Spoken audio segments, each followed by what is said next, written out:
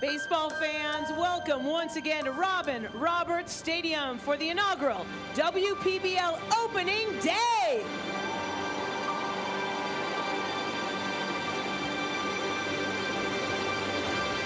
Mother Nature clearly wanted to be a part of this tonight. We want to thank the grounds crew for all their hard work. We waited 70 years. We waited 70 years. What's a couple more minutes? Every great journey begins with a dream. For generations, that dream has started the same way. A glove, a baseball, and a young player stepping onto a field for the very first time.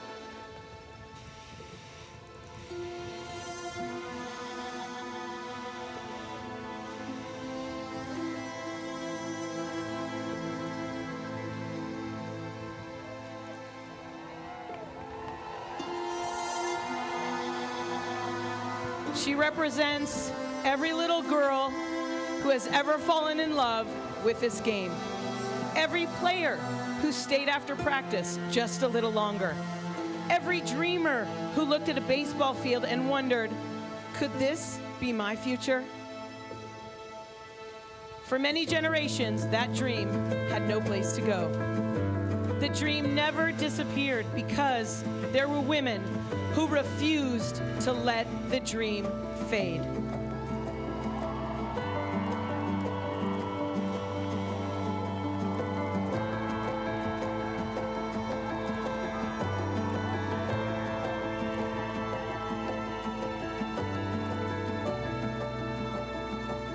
Women who played when opportunities were limited.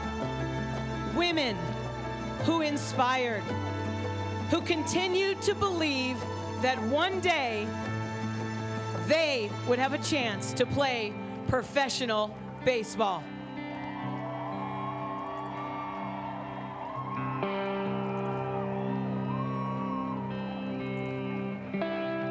They were the foundation.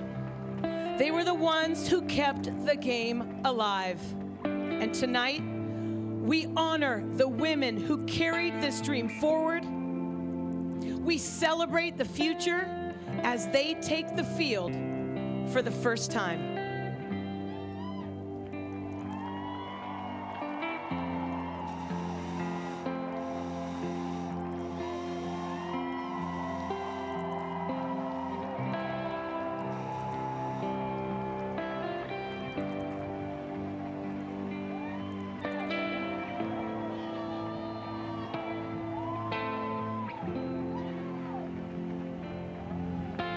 These athletes are more than baseball players. They are pioneers and they are role models. The dream is no longer just something to imagine. It is something to see, something to chase, something to believe in, and something history will remember.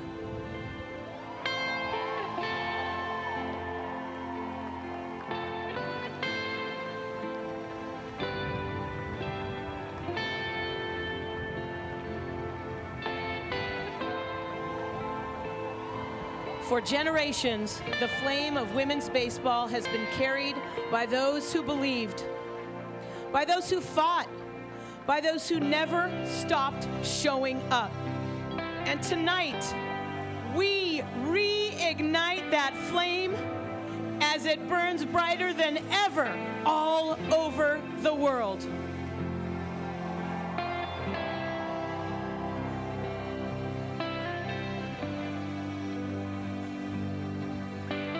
Because the dream was never lost. It was waiting for this moment. It was waiting for these players. It was waiting for the next generation to step on to that plate.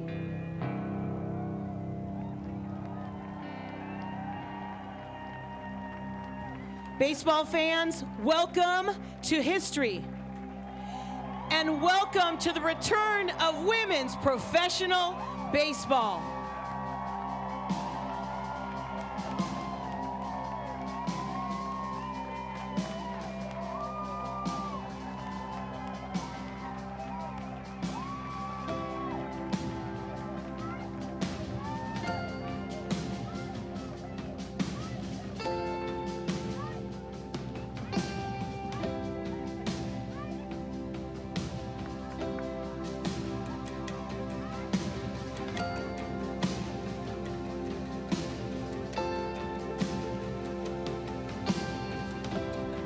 fans, it's time to announce the league officials for the Women's Pro Baseball League. Please give a warm welcome to the following individuals. Coach Jackie.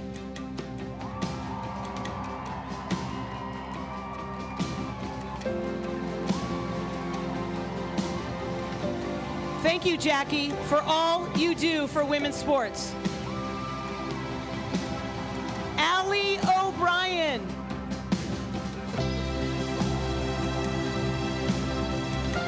Sarah Spain.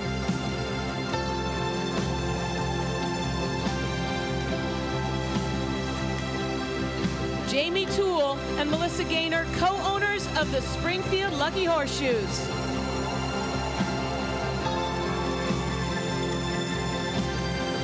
Jeff Gardner, Director of Baseball Operations.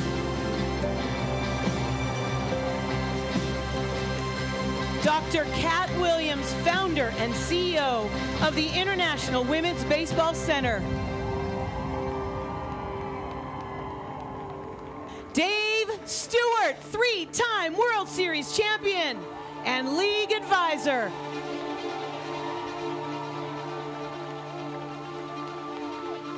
Tamra Holmes, legendary baseball player, game changer, and WPBL board member. Keith Stein, CEO and a believer.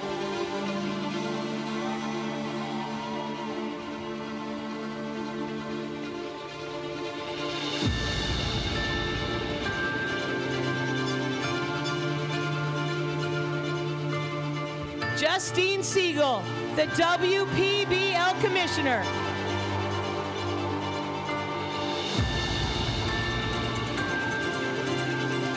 Thank you, Justine.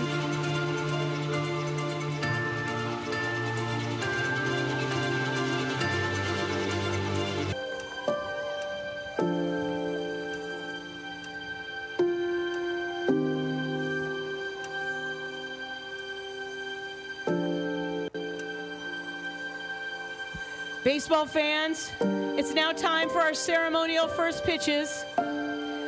First, leading off, is the Mayor of Springfield. Mayor, thank you for welcoming the Women's Pro Baseball League to Springfield. Thank you for your leadership. Thank you for your support. Without it, we wouldn't have been able to make this historic day possible. Fans, join us in welcoming Mayor Misty Buscher.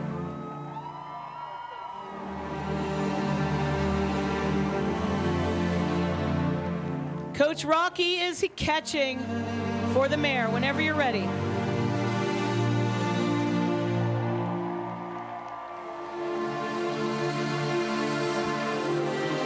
Joining her is one of the most accomplished managers to ever walk the Major League Baseball field, a National Baseball Hall of Famer. Tony La Russa spent more than 3 decades leading the Chicago White Sox, the Oakland Athletics, and the St. Louis Cardinals. La Russa captured 3 World Series championships, nearly 3,000 career victories along the way. Please welcome to the field, Tony La Russa.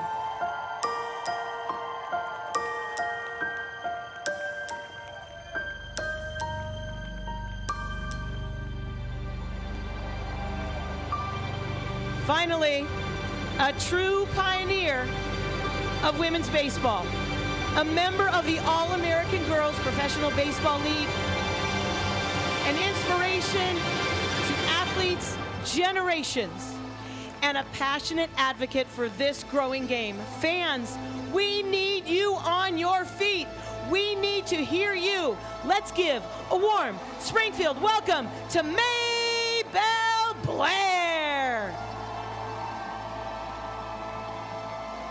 Catching for Maybelle Blair, Kelsey Whitmore.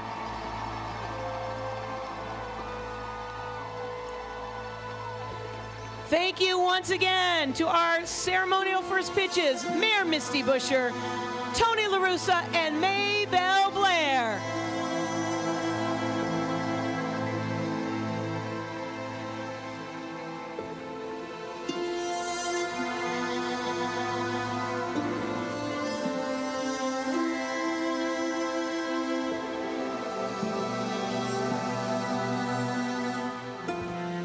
Representing one of America's most passionate sports cities, they're bringing determination, grit, and a relentless pursuit of victory to the inaugural WPBL season. Fans, let's hear it for the Boston Hunters!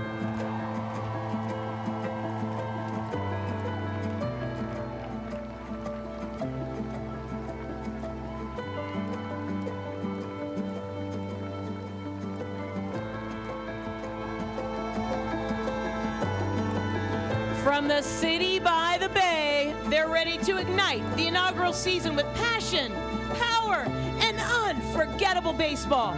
Please give a warm welcome to the San Francisco Firebells.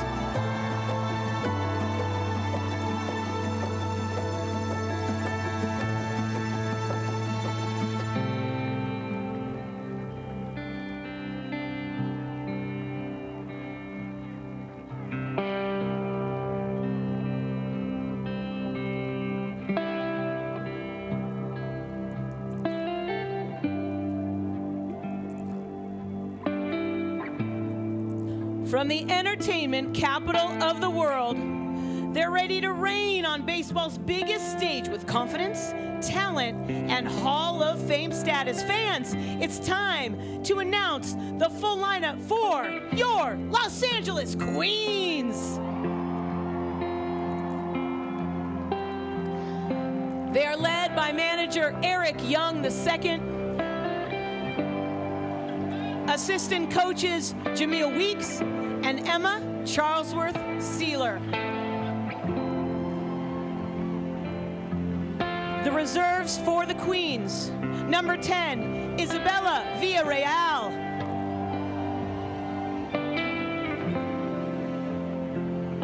Number 13, Maggie Meidlinger. Number 17, Adelaide Frank. Number 19, Ayuri Shimano.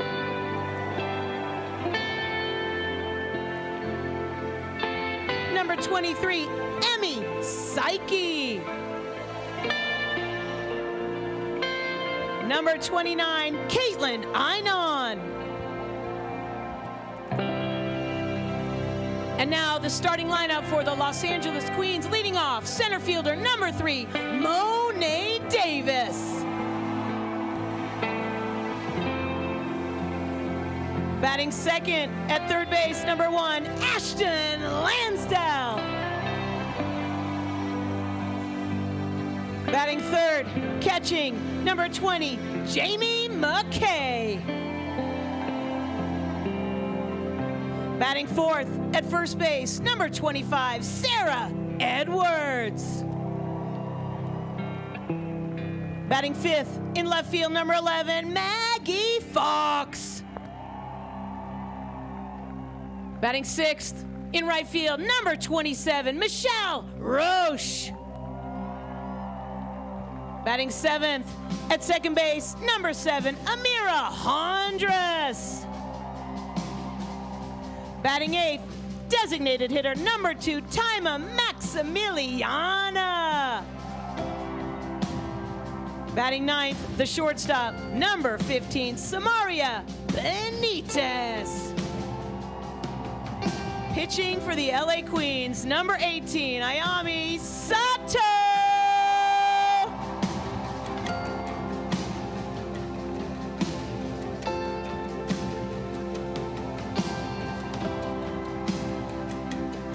And we'll never forget number 0, Brittany Apgar.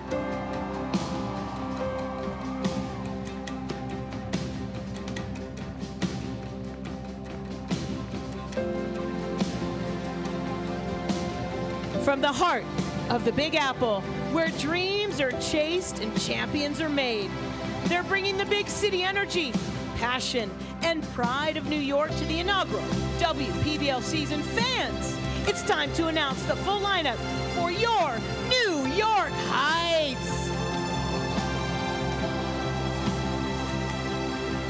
Manager Rocky Henley. Assistant coaches Tamara Holmes 7, Jackson Henley. The reserves for the Heights, number 10, Catherine Murphy. Number 13, Alyssa Zettelmoyer. Number 21, Claire Eccles. Number 29, Jackie Reynolds. And now the starting lineup for your New York Heights. Leading off, shortstop, number 27, Val Perez. Batting second in right field, number 15, Natsuki Yonatani. Batting third, catching, number 2, Danae Benitez. Batting fourth, designated hitter, number 22, Kylie Lawners. Batting fifth, center fielder, number 7, Jada Lee. Batting sixth, at third base, number 4, Madison Willen. Batting seventh, in left field, number 8, Diana Ibarra Munoz. Batting eighth, at first base, number 5, London Studer. Batting ninth, at second base, number 1, Kira Izumi. Pitching for the New York Heights, number 29, Kim Rakyong.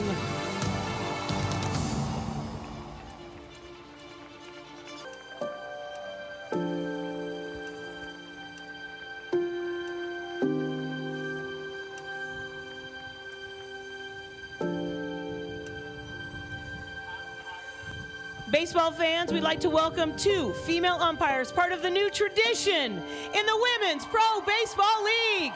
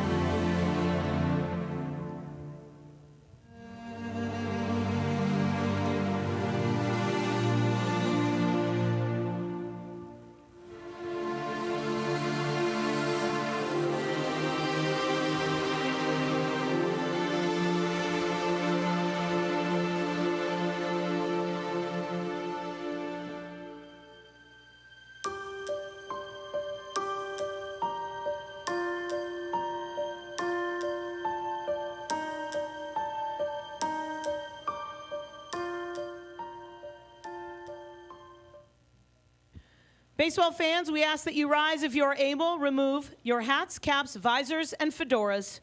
Join us as we honor America with a singing of our national anthem.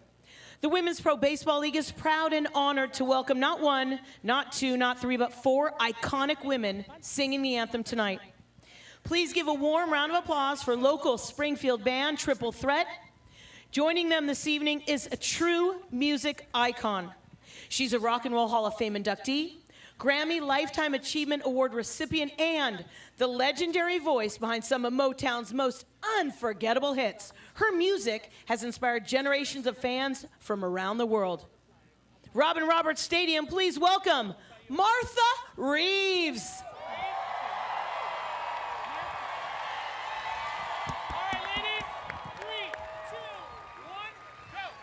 Oh, say, can you see by the dawn's early light what so proudly we hailed at the twilight's last gleaming, whose broad stripes and bright stars through the perilous fight o'er the ramparts we watched were so gallantly streaming, and the rocket's red glare, the bombs bursting in air, gave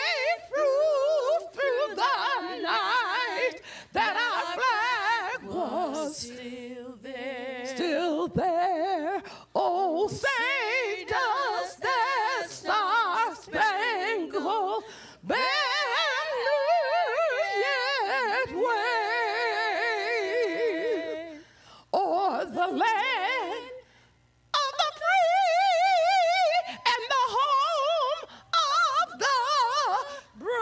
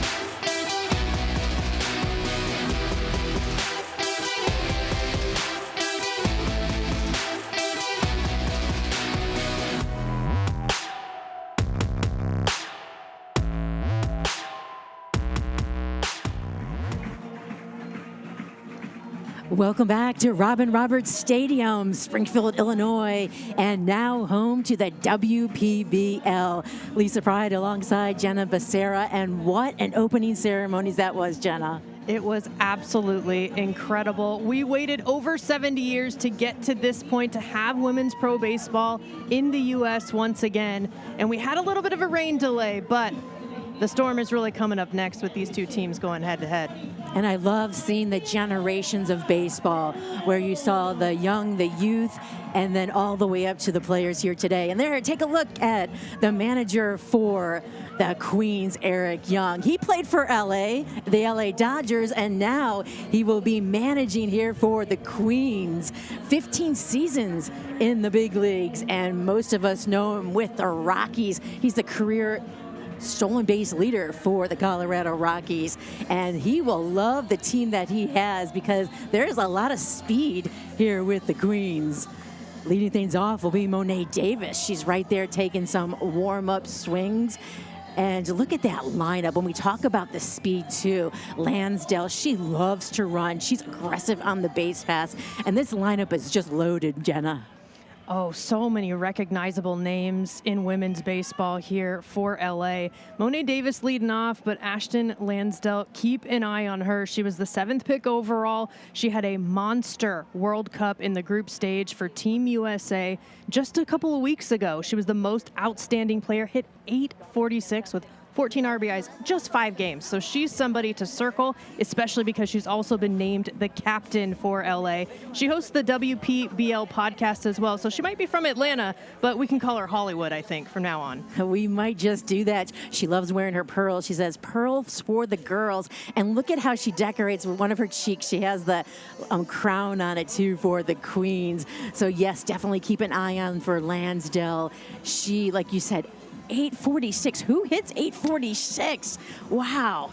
I spoke with her too during the World Cup that week of group stage play, and I was like, she didn't play. She didn't. Well, she played the first game, but she didn't start the first game, and she got in late, and then after that she exploded. And Ashton was just laughing about it. She's like, "Yeah, you gotta start me," and that's, she said, "I think that ignited a fire in me." So let's see what ignites a fire in her here tonight. I saw her when she was next to Kelsey Whitmore for the ceremony, and Whitmore had to kind of look at Lansdale and get some support because Kelsey was just kind of wiping a little tears away. I think everyone got a very emotional for these opening ceremonies. Yeah, Ashton Lansdale has been an ambassador for the league as well. And every player really involved with this league has talked about they're playing for the younger versions of themselves. All right, well, we see the starting pitcher here for the New York Kites. It's the righty on the hill, picked 11th overall, Rak Young Kim. She is inspiring in her own ways, she's inspiring for players because her career actually changed rules in South Korea. We'll talk a lot about her during the game. I know, Jenna, you'll bring up a lot of stats with her and things that she does, but just look at that right now. The first woman player to hit a home run in the Korean Men's College League. So today, look for Kim, and I know it's going to be fun. Some of these players, they know each other well, and they're on the opposing side. Even Sato, who will be the opposing pitcher here against Kim, said, "Don't give away any of my secrets now that you're on another team," because they have played together in the past. Understandably so. Rak Young Kim, the 11th overall, and she just has experience. We'll see a fastball, curve, slider, and cutter from her today. And you can see right there, Kim on the hill. Benitez will receive her at first base. It's Studer, Izumi at second, Perez at short, and Willem at third base. Left to right in the outfield, we have Ibarra, Lee, and Yanatani. So a very strong defense. And I know we've talked so much about the emotions. We're trying to dry our tears because it's just an emotional time to see women play baseball. You can see my voice is going to start to quiver at this point too. So disclaimer, it might quiver at certain times during this broadcast, but these women are athletes, they're good ball players, and this defense is a strong one. Well, they say there's no crying in baseball, but I think happy tears are allowed in this case, and we saw a ton of it around the stands for the players and everybody involved in this league on the field and opening ceremonies, understanding what this moment is. So many firsts, every first, most of it, at least, we will see today, most likely, and it's just history in the making. Here's some new rules that we will have a little bit different, here in the WPBL. Not much different, though. A 30-game season with 4 teams. All games, as we mentioned before, were played right here at historic Robin Roberts Stadium. Now, the 4 teams will all make the playoffs in September for that first round. But that championship, there's going to be a fight for that title, that trophy. And I actually got a sneak preview of that trophy. It is remarkable, majestic, and it has a very special meaning. I'm sure we'll talk a lot about that later. Now, our regulation game is going to consist of 7 innings, and it'll be official after 4. We need 12 outs. So, depending on weather and all. And we've got the lights on here. Our weather is good right now. Players, they can use a metal, composite, or wood bats. I talked to some of the players before the game over as they were taking BP in the cage, and so far nobody, I think, is going to try the wood bat. They're like, if we can get an advantage with a metal batter, we're going to do that, especially with these short fences. Well, the DH is optional. 2-way players are allowed. Now, defenses are limited to 3 mound visits. So there are some differences, but most, we've played with those in international play, and it won't be so unfamiliar, but everything else you can steal away here.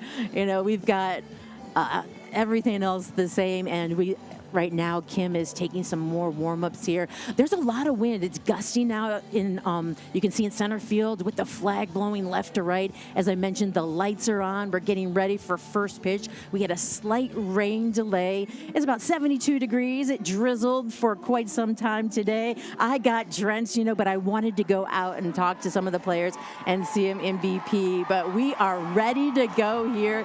The fans are going to stand. I think I'm going to stand too as we await this first pitch.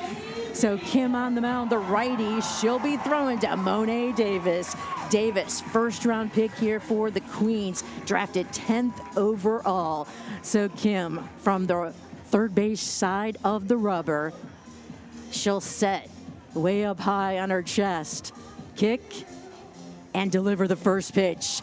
There's a swing and a miss. It'll like tap in. We're just stepping right into history here. And it looks like a conversation with the home plate umpire out there with Young Kim. And we have to wait a little bit longer for the official first pitch moment to sink in. But switching the ball out there. I think they just took that as a little ceremonial to get the pitch in, and here we go. So no balls and a strike. She takes that pause way up high. That's a lot of balance you have to have. There's a ground ball, shortstop. It'll be bobbled by Perez, and safe at first base is Davis. So Monet getting on base, the first base runner here for the Queens, and first in WPBL history. And Monet Davis, it's been years since she has played competitive baseball. She was a darling in the Little League World Series back in 2014. Didn't imagine then that she could pursue this as a profession, and here she is getting on for the first time in the WPBL.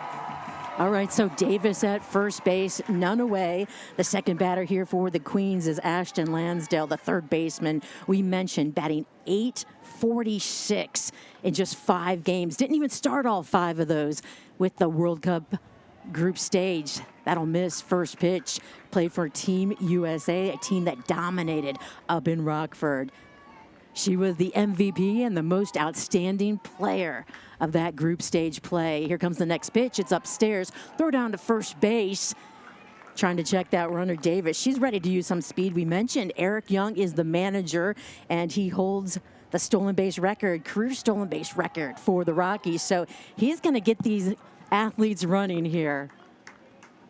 No doubt at all. Checking the defense, seeing, Kim's move over too. So you got to start that right away and establish. And I like seeing the patience there from Lansdale. You can tell that she's been seeing the ball really well. It'd be so easy to get anxious right now, but instead she's way ahead in the count 3-0. She has the bright pink spikes. There's a strike delivered by Kim.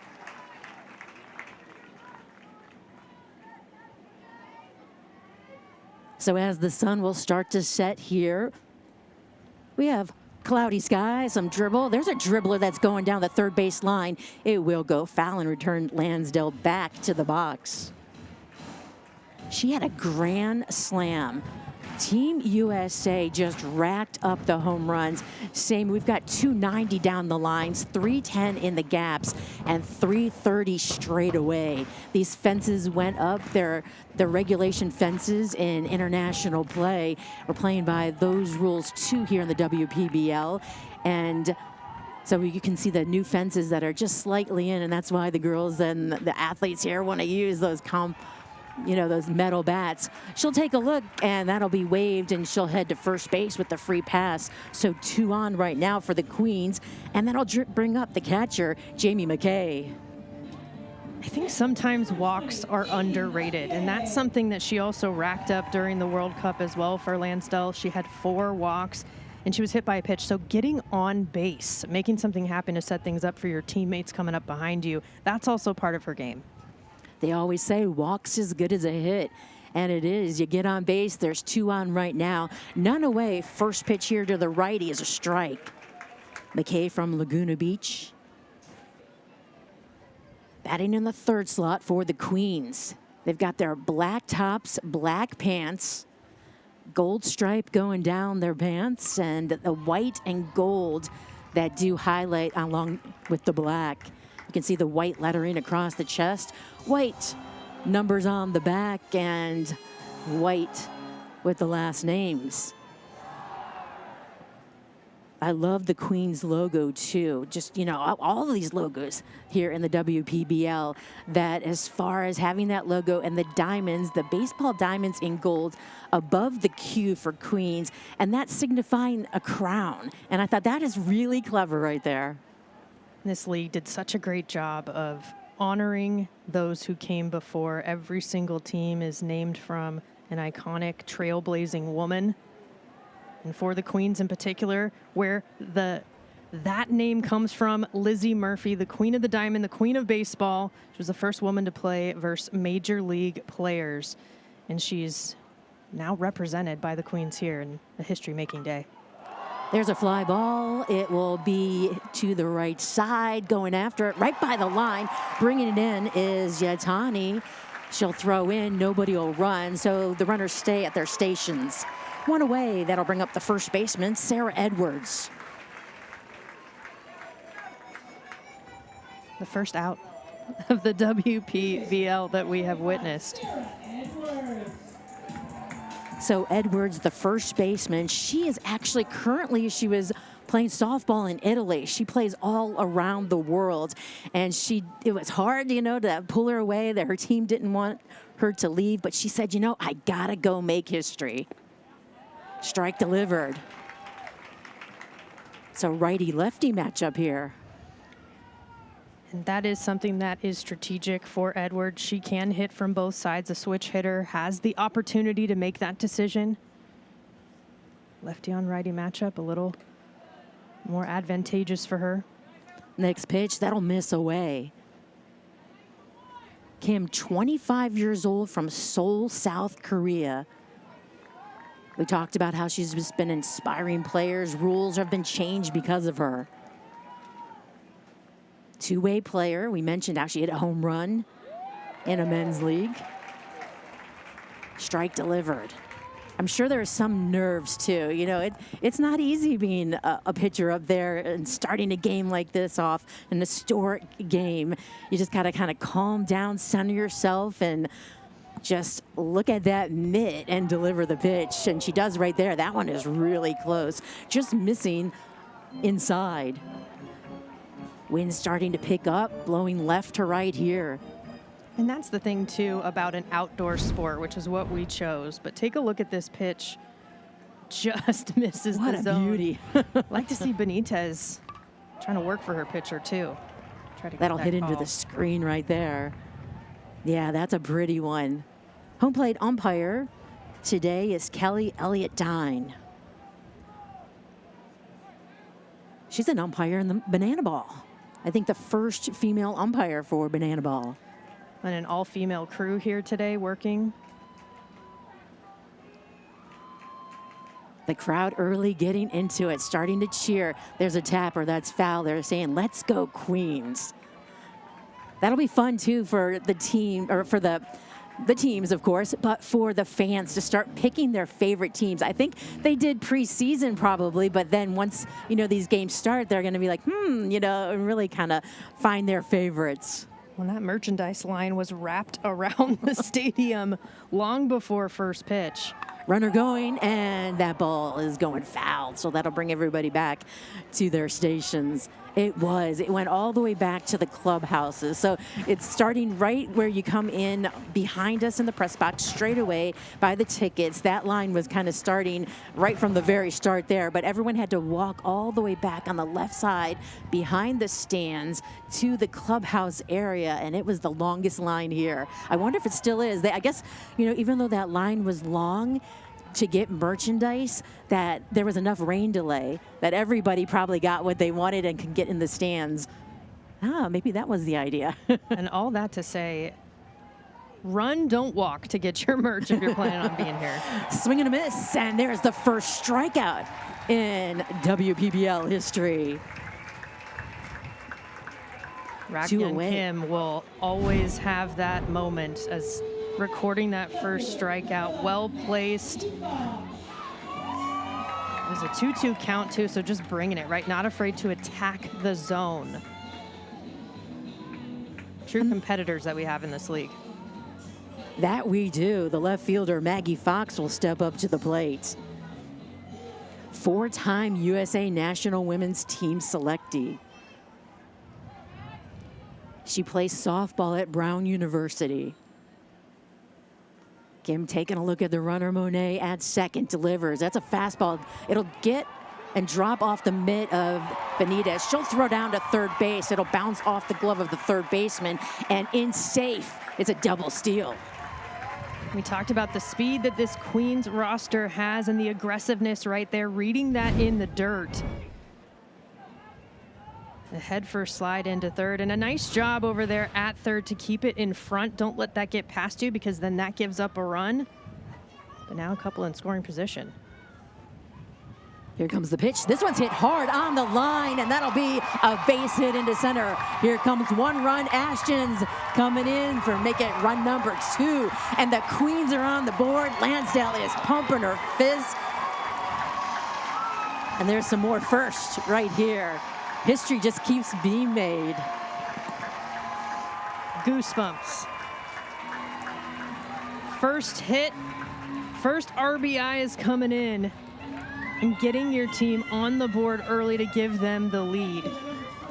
You can't ask for much more than that from Maggie Fox. And she sees this pitch all the way in, waits on it really nicely, gets extended. Able to get out of the infield to bring in not 1, but 2. And then that speed coming in handy, moving them up. That's why 2 came in instead of just 1, because of that aggressiveness. Michelle Roche at the plate, the right fielder.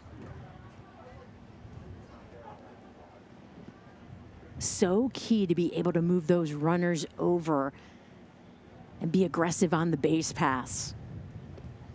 That'll miss away. And then as we talked, walk good as a hit, you know, that hurt him too, because 2 runs, not just 1 run now here for the Queens. I bet manager Eric Young is high-fiving his, you know, players right there and saying, yeah, use that speed. Next pitch, there goes the runner. There's a throw down to second. It's off the mark. So safe at second base is Fox. Maggie's quick like a fox. You could see it right there. She wasn't satisfied with just getting the first hit, the first couple of RBIs. She had to get the first stolen base as well.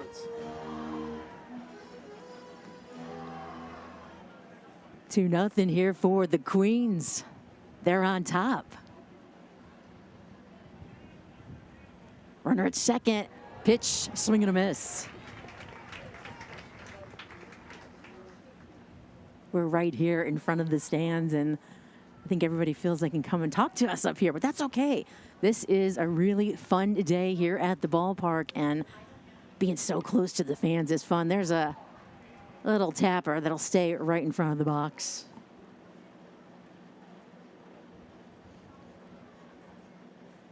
And I mentioned Ashton Lansdale being the captain for the Queens. Well, we're looking right at the captain for the Heights. Danae Benitez, she's going to need to be that battery mate for Kim right now. And there she is. Caught looking is Roche. And that'll retire the side here. The Queens, though, pick up 2, and they have the early lead here in the top of the first.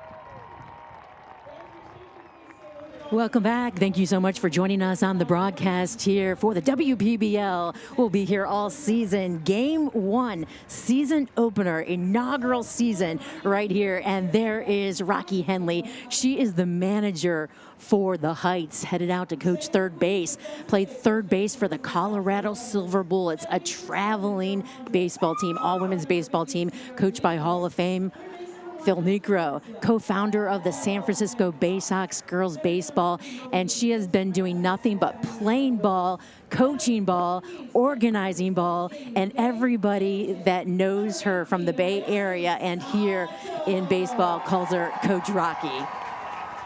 Let's take a look at the starting lineup for the Heights. Well, Valerie Perez will lead things off. And then Benitez, she's in the third spot. She's one to look out for speed, and she also has some pop on her bat. Jada Lee, she plays both ways. A good pitcher. I can't wait to see her pitch, too. I love the way that she pitches. But she's playing center field and a big bat here for the Heights. A lot of great talent once again throughout this lineup. But yes, circle Benitez in that 3 spot on your lineup card. 6th overall pick. Also had a successful World Cup group stage outing with Team USA. She hit .583, 4 extra base hits, including a couple of home runs with 12 RBIs in 5 games. And she's the battery mate with the is one of the greatest pitchers in women. One that she loves the best, she calls the big curve, and I can't wait for you to see it. I saw a little bit of it in spring training, and it is definitely a big curve. And I think with Sato, the thing that sticks out is just proven success. 6 gold medals at the World Cup representing Team Japan. 3 straight MVP honors as well, and those 7 pitches that she rattled off. Fastball, curve, the big curve, as you mentioned, Lisa, a splitter, changeup, 2-seam fastball, slider, and she just has versatility to attack hitters in different ways. All right, here's Val Perez. She signed in December of last year, and she's the head coach of the Firefighters in Banana Ball. And look at that, diving after it, can't come up with it. There's a base hit right off the top for the Heights. So the first hit goes to Perez here for the Heights, and they're coming back. They said, you got 2 runs on the board? Oh, that's nothing. The aggressiveness there from Perez. You go up with a plan. If anything is in your wheelhouse, you attack. It's staying top half of the ball to hit it hard on the ground, get it out to the outfield. Not much more you can ask for from your leadoff. And Val Perez now trying to get things going for the Heights so they can answer. That is the key, to answer right away to LA's 2 runs they put up. And isn't that what a head coach does? You know, I mentioned she's a head coach for the Firefighters in Banana Ball, but she's leading the way just by showing her team and everybody behind her. Let's go. Let's hit. I'm on base. I'm waiting for you to bring me in now. And at the plate is the right fielder, Natsuki Yanatani.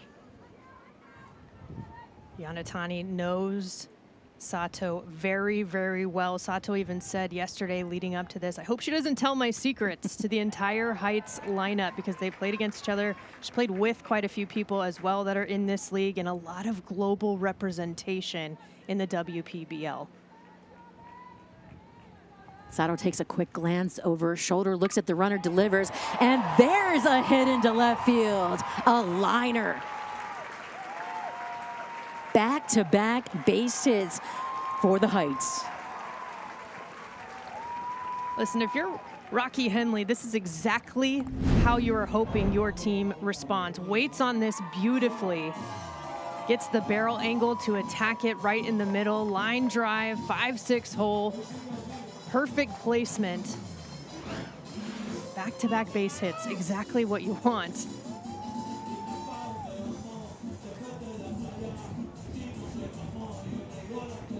Catcher Janae Benitez will step up to the plate with 2 on here, back-to-back base hits. Let's take a look at the defense. Well, receiving Sato is McKay, Edwards at first, Hondras at second, Maximiliano at short, Lansdale at third base, Fox in left, Davis in center, and Apgar in right field. Here we go, Sato taking a glance at the runner at second. Big lead there for Perez. Secondary lead even getting a couple more steps inside right at the letters. The Heights wearing their white tops, white bottoms, have the pinstripes going just like the Yankees in New York. They've got a great logo too, the Heights do. Dancing around at second. Here's the pitch, hard on the ground. That'll go down the line, foul into the bullpen. I love that logo, Jenna, as far as the way that the line, the lineage is for the Heights. It signifies a fastball. There we go, a fastball going around, and then you can see the skyline of New York. The combination of both of those things, so well thought out. And the team name, of course, named for Dorothy Height, a civil rights activist, a women's rights activist. Again, every team honoring a trailblazer. Slicing into left, a base hit. So back to back to back base hits here for the Heights. The bases are juiced for their cleanup hitter, the designated hitter, Kylie Lawners. Just like the Heights drew it up. Inside pitch, talk about barrel angle, getting the hands inside to turn on that, not getting jammed.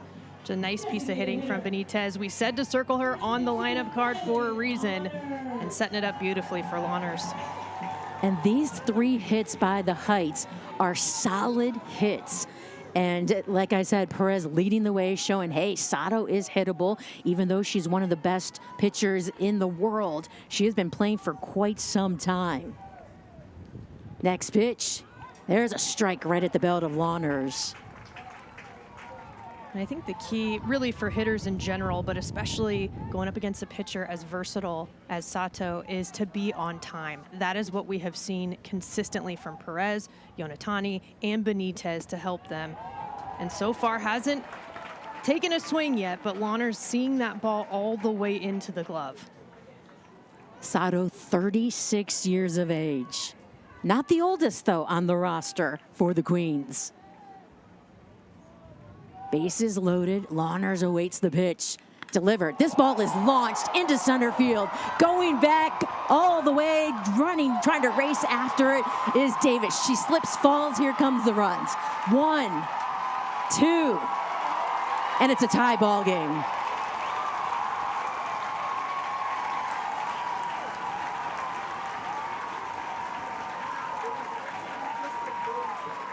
How did that ball not get out of here? That ball was blasted. It was up in the air, crushed, and I thought for sure it would go over that wall in center field. Well, and take a look. Talked about waiting on it, but that pitch a little bit more upstairs, closer to the wheelhouse for Lawners, and she makes Sato pay. A tough read, trying to go all the way out there for Monet Davis, but exactly the type of... We'll have a conversation on the mound right now. Sato, as I mentioned, coming out of her baseball league in Japan. She pitched in 7 games there with the Premier Venus League, played for the Saibu Lions. 2 yesterday, whereas some of the other managers did for opening day for their first game. But he said the 2 things that I know are who my starter's going to be and who's going to be my leadoff. And he knew the experience, nice pitches. Little more time too here as we need the translator for Sato, to make sure everybody's on the same page. And the bullpens are open here on the left side and right side of the diamond, so we can see if anybody's warming up. No one warming up right now for Los Angeles. You can see right there on the screen. And the tent right there, the white tent, because I went over to that area. That's the whole clubhouse. One side is the home side. The other side is the visiting side. The tent is the training facility where, as far as players getting work done, you know, if they need any extra help to be playable for the games, or if any injuries or anything that they need worked on, that's what the tent is. We can see too that the rain is coming down. It's more so, you know, than just drizzling right now. It actually looks like it's raining just a little bit harder, which is very hard probably, Jenna, you know, to grip a baseball.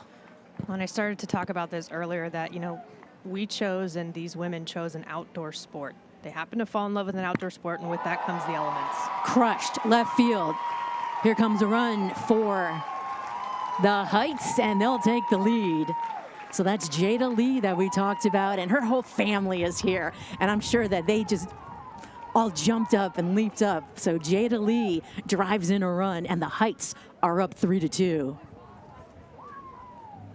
You know what I feel like? That Val, that they kind of knew a little bit about Sato, and they're all kind of jumping on first pitch. Exactly, the aggressiveness. We saw that immediately with Perez. You see it again right here. That's over too much of the middle of the plate as well. So that is something, if you're going to see a mistake from a pitcher that has the ability like Sato, take advantage, don't hesitate. The Heights are executing that plan. Madison Willen at the plate. She played for Team Canada just a week ago. There goes the runner to second. No throw attempt with the runner at third base right now. So now both runners are in scoring position for the Heights. You mentioned, Jenna, about Eric Young talking about setting his lineup.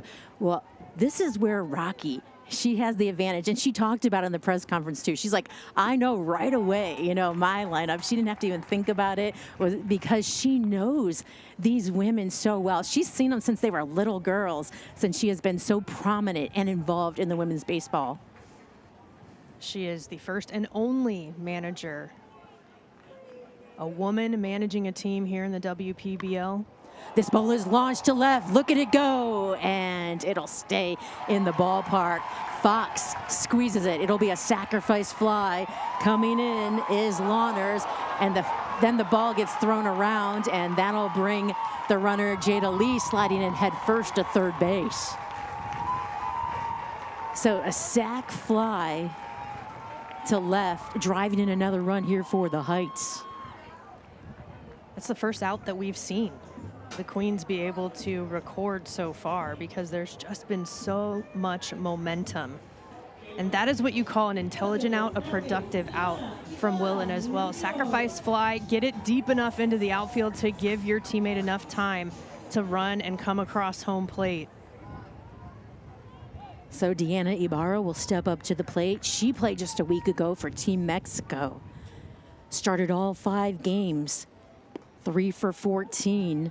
Scored 3 runs, batted .214. Struggled a little bit, but you know why? She had to play against Team USA. It wasn't an easy series at all. Dominant, undefeated performance for Team USA in the group stage. Sato delivers. This ball is going out of play. Lots of souvenirs here today, and who caught that? I wasn't able to see, as we have like the wall right here, but I know someone is happy to catch one of those balls here in the WPBL. It's got the logo on it, the W, and I'd like one of those balls. We don't have an open, we've got like a screen here. Maybe we need to open the other side, then have a ball come through. We've got the screen behind home plate, though, to stop some of those foul balls. There goes another one. I think that one might be out of the ballpark over into the concessions area. Sometimes that happens at ballparks like this, where the concession area is open in the back, and you're waiting to get, your hot dog or whatever, and here comes the ball. 2 for 1. Fans have the opportunity to literally catch history, potentially. Any foul ball from the very first game in this league, so meaningful. And it's yours to keep.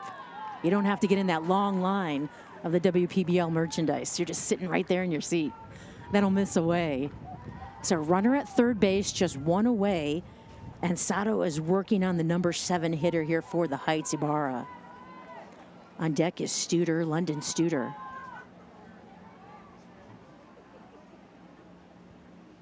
Sato fires.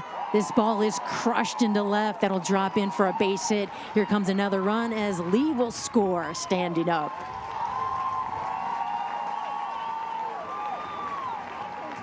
And the carousel continues around the base paths for the New York Heights. And we haven't yet seen, still to this point, any activity in the Queens bullpen. The Heights have put up 5 so far in this to take the lead and then some, but I think the experience of Sato, wanting to see how she reacts, how does she manage this type of situation? And if you're Eric Young, you're also trying to get to know your players in that regard as well. First pitch, Studer will take. London Studer, first-round draft pick for the Heights, 19th overall. She's from Gahanna, Ohio, so everybody listening from Ohio and watching in to root for London, well, OH. You're supposed to say IO, Jenna. You don't know that, right? You're from California. Yeah, I'm a California girl. Swing and a miss. We know our role, when it comes to being out in the Midwest. Well, now with, the Big Ten taking everybody in their conference, y'all got to learn that. That's true. It's coast to coast now. That's right. Suitor, a lefty at the plate. She has a bright orange bat, wiggling it. Pitch delivered, and that'll miss, low and away. Talking about Sato, too, is that she has a spin rotation that's better than Clayton Kershaw's that they've, as far as metrics and analyzed for her to have that rotation. But if the ball, isn't for, like, some days, just for pitchers, you just don't have that spin, or things are coming in a little flat. She doesn't have the velocity, so they're off the end of the bat, left side, and it could be a double play, and it is. So that'll get Los Angeles out of this inning, but the Heights are on the board. They've got 5 to the Queens 2, and the Heights take the lead as we head to the second after this.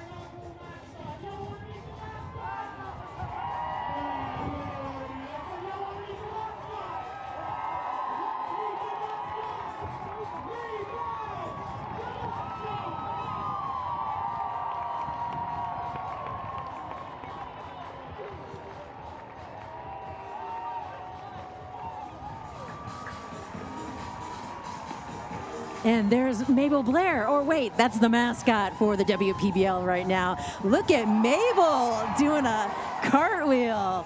Mabel at 99. Boy, I wish I could be that at 99. But look at Mabel. There's the real Mabel right there. She's recovering 4 broken ribs. And she is out here. She said nothing is going to stop her to come out here to the WPBL, the inaugural season opener. What an honor, though, for Mabel. And look, the mascot even has the cane that is with the, the baseball-shaped cane, baseball bat. And the skirt as well, obviously an All-American Girls Professional Baseball League alum and icon. She's on the advisory board for the WPBL as well. Was one of the people to see today that threw out a first pitch ceremoniously. And there's the first pitch delivered here to Samira Hondras. She played for Team USA last week. 7, 8, and 9 due up here for the Queens in the top of the second. They're down by 3. Big curveball up there that'll miss inside. Hondras looks like she's all business, and she usually is. She played 4 games, started 1, went 2 for 4, scored 6 runs for Team USA last week in Rockford. There, base hit to right. Throw coming in, it'll bounce, and it actually gets her. So not a base hit, that's erased. Smart play by the right fielder there, heads up. Love to see the defense in action. Yonatani reading that well, knowing, hey, I still got a shot here. Let me make this a quicker throw by getting the 1 hop over to first base.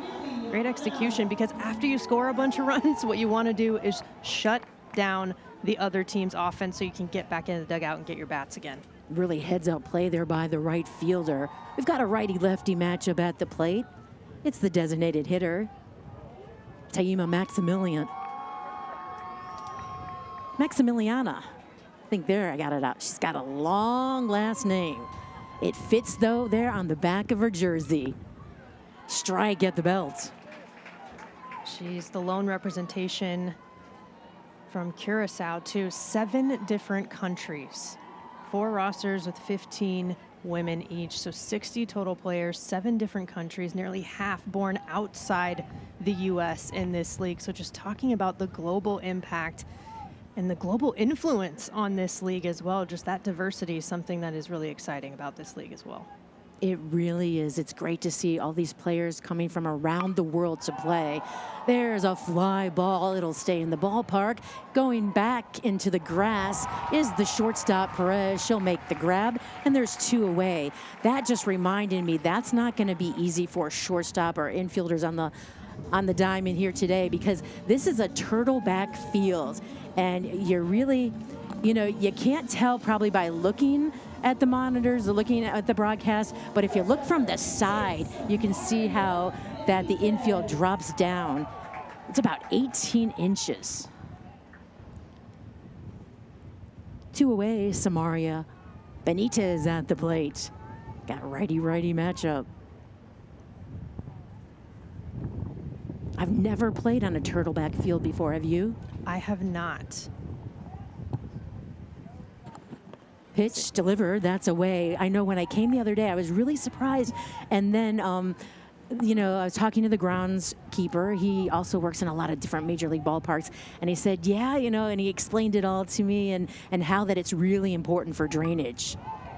When you have a day like today where we did see rain, the field was tarped. That drainage, incredibly important. Also, just want to give a shout out to the incredible grounds crew that has been working on this field here in this stadium and helped prep the field to get it ready after the rain. They are really some unsung heroes, and we couldn't do it without them. Jeff Martin leading the way, the groundskeeper that I met. And yeah, I think he's been living here. He has been camping out, sleeping here all week. He said there's no way that he's getting sleep until he knows that these games could be played. And every grounds crew I've ever met, a member of the grounds crew, so much pride in their work. Here's the pitch. That's going opposite. Waiting on it is the right fielder. Squeeze. And that's out number 3. So 3 up, 3 down here for the Queens. It's still 5-2 as we head to the home half of the second.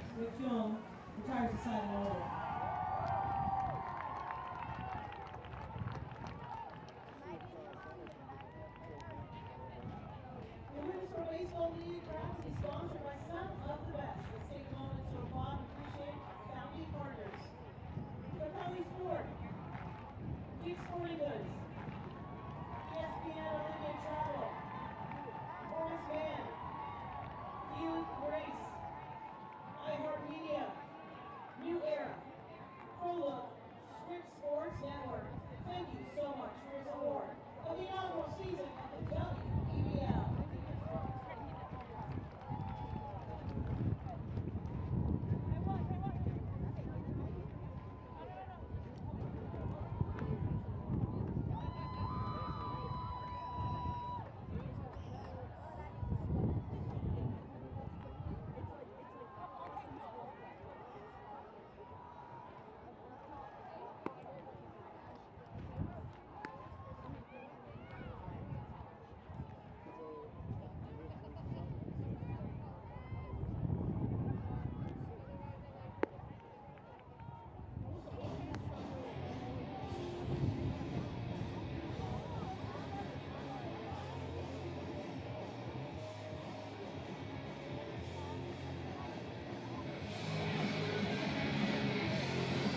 I am here with the icon, the legend, the one and only Maybelle Blair, who played for the All-American Girls Baseball League in the 1940s.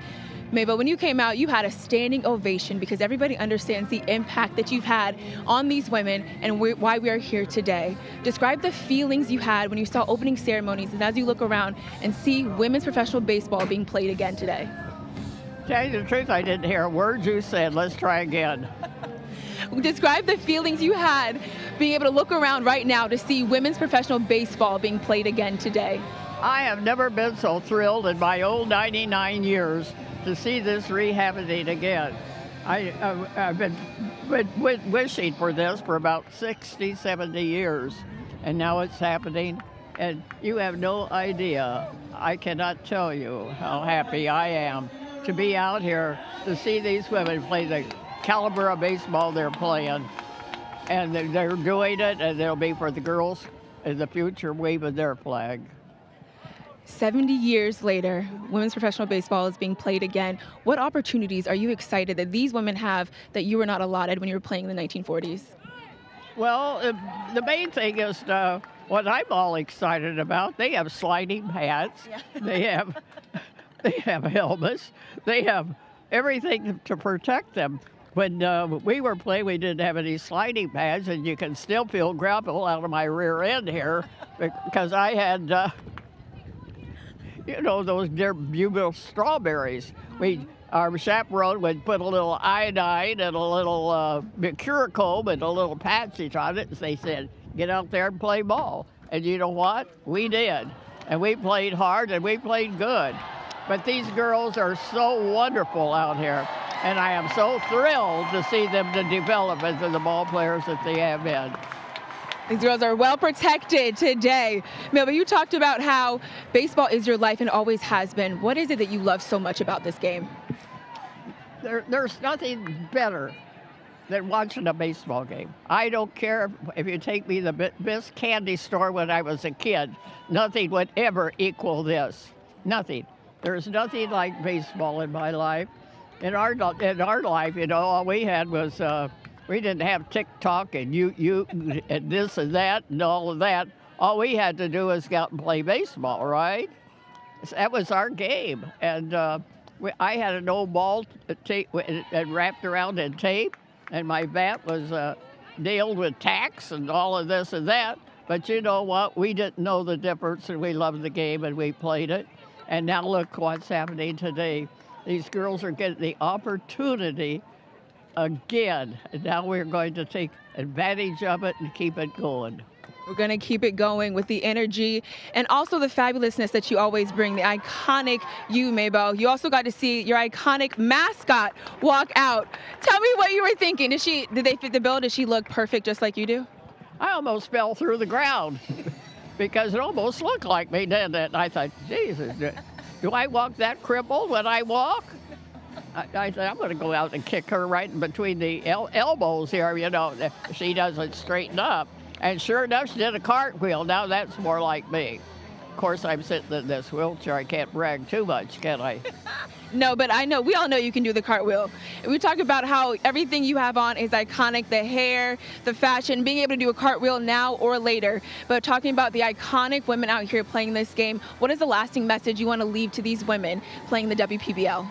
I want everybody to realize that we finally get an opportunity and show the world that we can play baseball, and we don't have to be pushed into softball like the good old boys wanted us to be. We can play the game of baseball, as you can see and watch these girls play. And this is a great opportunity, and we're going to keep this flag waving for 50,000 more years. So get ready, world. Women's baseball is here to stay. You heard it here first. Women's baseball is here to stay. Thank you, Mabel, for all you've done for the game. Well, thank you.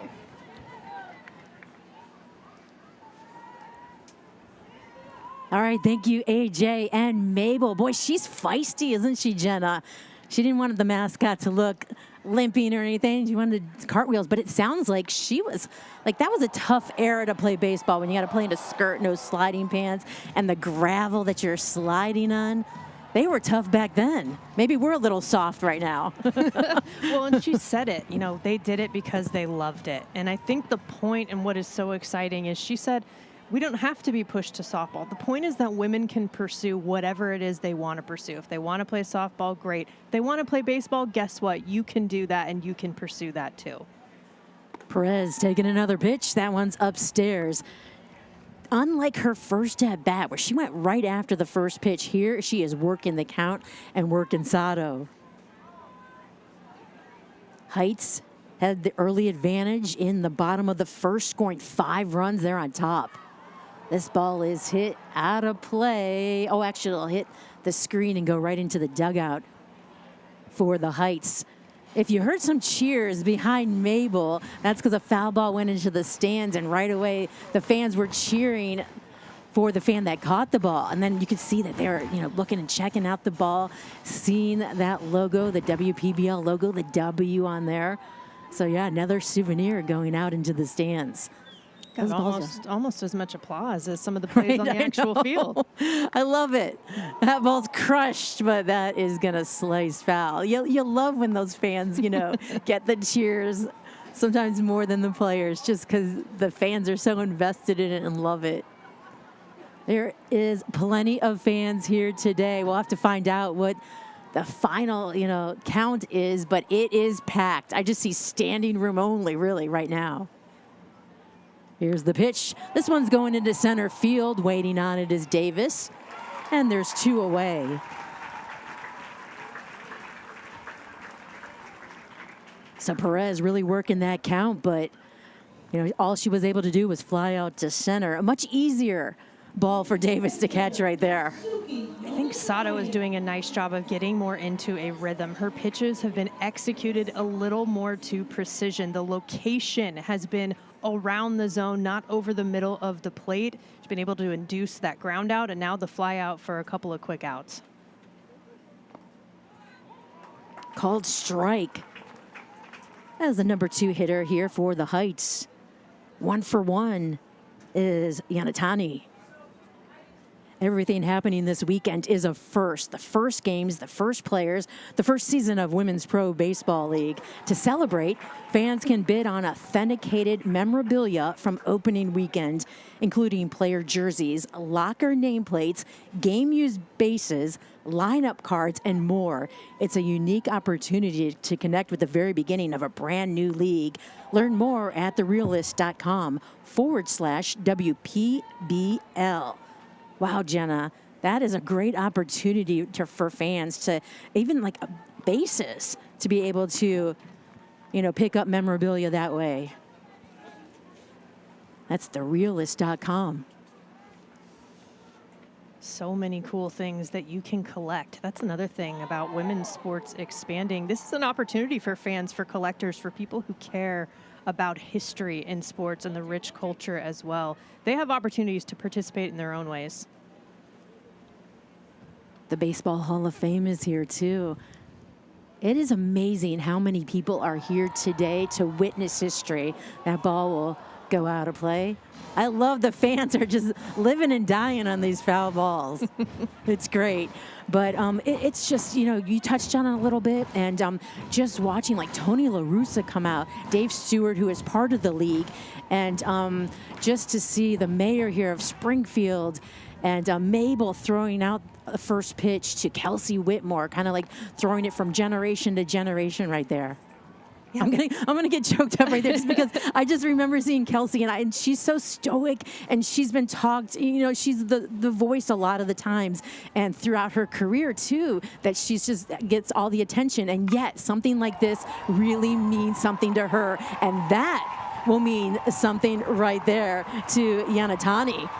She's going to second. Here comes the throw. It'll be late, and she'll double here with 2 away in the second. Putting pressure on the defense. So Yanatani making solid contact here, but getting out of the box quickly as well, reading that ball down in the outfield, sees a slight bobble, takes advantage to extend that and take the extra base. Those little things add up. They put you in scoring position. We saw them take advantage early on of that opportunity, and now set themselves up to maybe get a 2-out rally going. I loved watching Yanatani there in the replay too, with her rainbow bat, hit the ball, and there was just a smile on her face when she hit the ball, and it's just great to see that. She knows she's got a hit right there as this ball is whizzed in right by the chin of Benitez. So Yanatani at second has a single and a double here today. 2 for 2 day. Boy, that's how you want to start your season. Sato looking back at the runner at second. Wind blowing, gusting from left to right. Benitez, she'll drop it into center.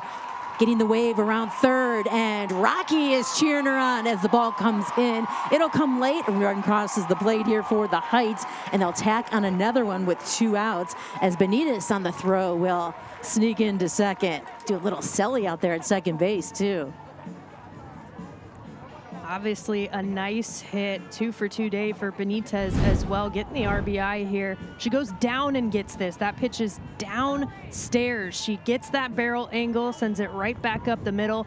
But the base running here was spot on. The aggressiveness, the decision to send her around to score, but then seeing that throw and taking second base. Again, those little things stack up.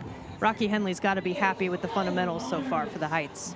I think, too, that, you know, as far as seeing the aggressive base running and knowing Eric Young is on the opposing side, stolen base leader in career-wise for the Rockies. And here's Rocky, that is the manager on the opposite side, saying, hey, you think you've got base stealers? You think you know how to be aggressive on the base pass? Well, watch us.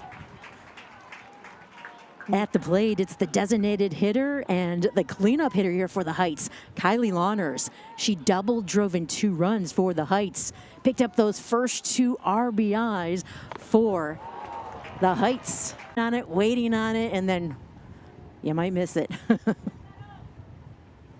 Next pitch, and that's up in the air, going into the gap, in left center, all the way to the wall, twisting, turning, it'll drop in front, and that'll be a base hit and a run scored here for the Heights as Benitez walks on in and touches home plate.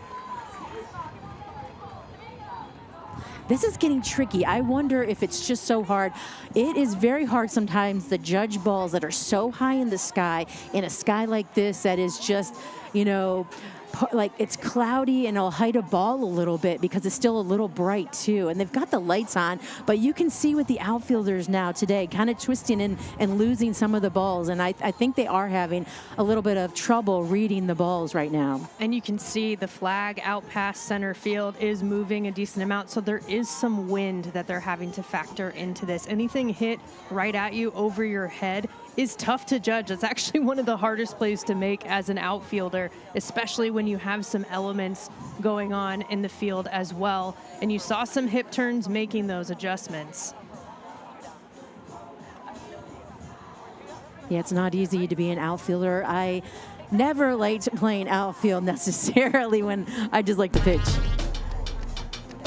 This is some of the production that we have seen so far from the New York Heights. We've seen them cross the plate so many times already this early on in the game, and they've manufactured these runs. Multiple singles, couple of doubles, couple of extended base hits, but for the most part, it has been station to station, and they just keep that momentum going.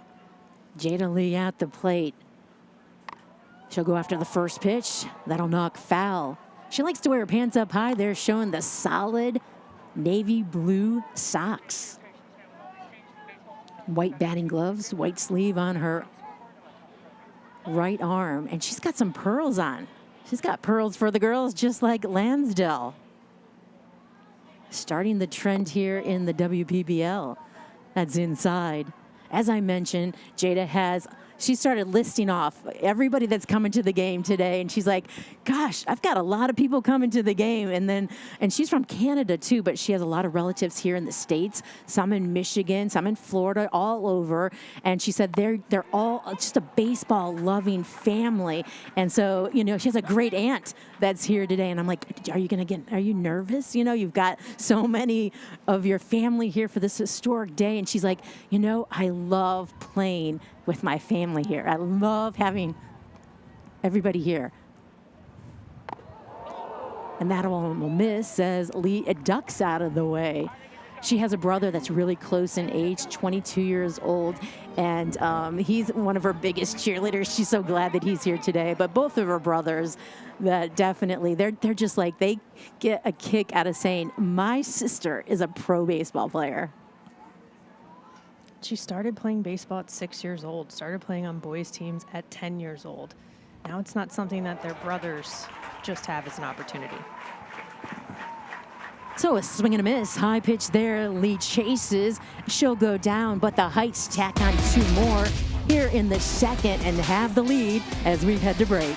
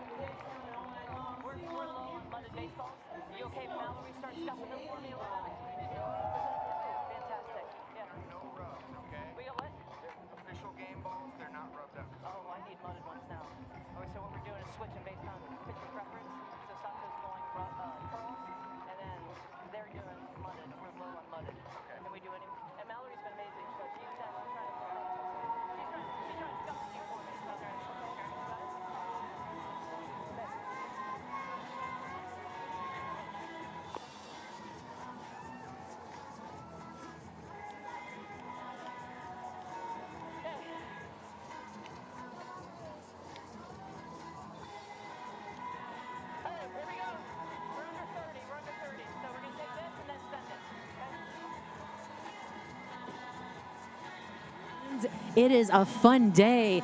Not doing the rain dance, just doing the dance and having some fun. And I like how AJ had told us earlier, too. She's got a bright outfit on today, bringing the sunshine. And, Jenna, they always say when it rains, isn't that supposed to be good luck? So I think we're just having a lot of good luck here today. We're going to have a good ball game. We already have too early on. I mean, couldn't ask for much more action in the first inning, and we're already sitting 7-2. It's only the third inning. Like, we've seen so much action already, and I think the players are starting to get a little bit more comfortable as well.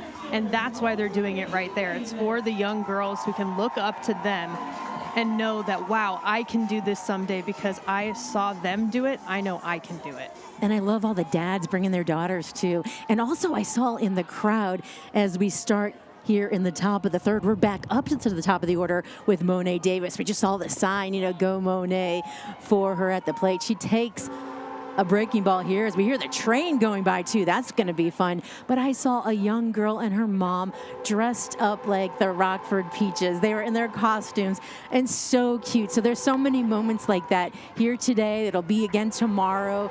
And it's just an exciting weekend here because you see that mix of generations. You see the dads with their daughters, the moms with their daughters. Like, yeah, so many cool things happening. Another breaking ball. This one is launched to left. It'll go into the glove, though, of Ibarra. She's on the run, makes the grab. There's one away. That'll bring up the third baseman, Ashton Lansdale. And if I know Ashton, she is, like, charged up right here. She's like, wait a minute. How are we down? We're not going to be down for long. I can't do it all right now, but I'm going to lead the way.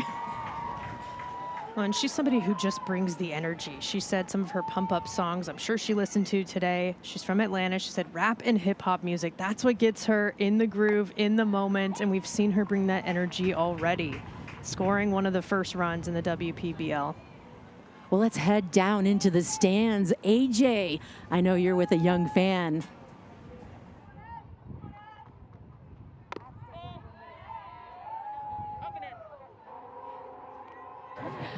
Okay, and we're back because I'm here with one of the biggest superstars I've ever had a chance to meet. I am here with the amazing Sean. What are you holding right now? I am a bobblehead. Yeah. And who's on that bobblehead? It's Monet Davis. Monet Davis, number 3. I saw that you traveled 1,700 miles to come hang out with Monet Davis, to come watch her play. Why did you want to come see her play? Because she's my favorite player, and she wears number 3 like me. Why is Monet your favorite player? Because she threw a big hit, and she threw a shutout at pitching, and then she got it out. Yeah. Do you think now that you're able to watch Monet play women's professional baseball, do you want to play women's professional baseball too one day? Yes. Yeah. I think that's going to happen. Why was it so important for you? This is her father, Sean, as well, for you to bring this amazing young woman here to watch her idols play so that she knows that one day she can also be in that position. Yeah, so we're a big baseball family. I played high school ball. Her mommy, Samira, played softball in high school. And yeah, as soon as we heard about this, there was no way that we were going to miss this. Hey, if the commissioner's listening, we need a team in Philly, right? Maybe the Philly Bells, right? Has a nice ring to it. But yeah, we wouldn't miss this for the world. What do you feel like is the impact of having the WPBL so that your daughter has individuals she can look up to one day and have those dreams get bigger and be realized? Yeah. All about possibilities. Representation matters. You know, my baby girl has done 3 years of Little League in Wilmington. Shout out to Coach Carey and Coach Jim and our teammates, the Mariners. But yeah, she's the only girl on her team. But she's loved by her teammates, and seeing these women, doing it at the highest level is just all more inspiration for her. Sean, can you show us the bobblehead? Show us really high. We have a Monet Davis bobblehead. The first 1,000 people in the stadium were able to receive this. If you missed out, don't worry, because tomorrow you will also be able to get one with Kelsey. So Sean, I'm so excited that you're here. You ready to have some fun, more fun? Yeah. Go Queens. So much more fun on the way, so much more inspiration to be had.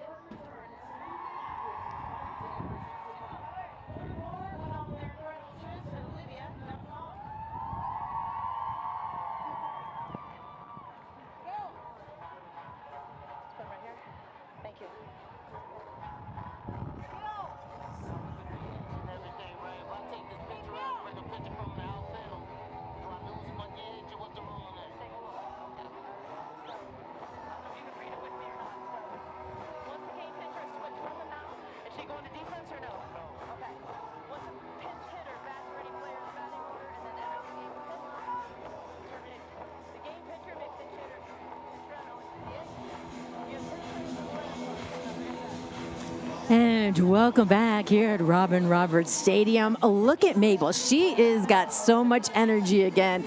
I think she'll have it all 7 innings. Jenna, what a great interview that was with AJ, talking to a young fan and how much, representation matters. Not only, as far as to see women play baseball that she can look up to, be a pro ball player, but also in the representation that there's so much diversity here with all the teams. As we talked about the different nations, it's a global representation. So I love to see that, the dads, the kids, they're really getting it, and they really love what the WPBL means and is doing.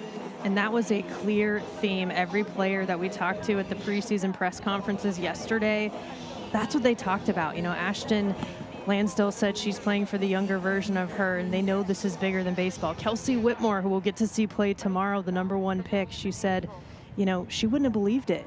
And it's so important to her to be themselves because they all together are honoring 6-year-old versions of them. That was a quick top of the third. It was 3 up, 3 down for the Queens. Sneaking in a strikeout, so Kim for the Heights now has 3 strikeouts in her 3 innings of work. We're in the bottom half right now, and for the Heights, it's 6, 7, and 8 as Sato remains on the hill. She'll look around, check her defense, and she's ready to go. So Madison Willen at the plate, righty-righty matchup. She'll take first pitch. It'll miss away.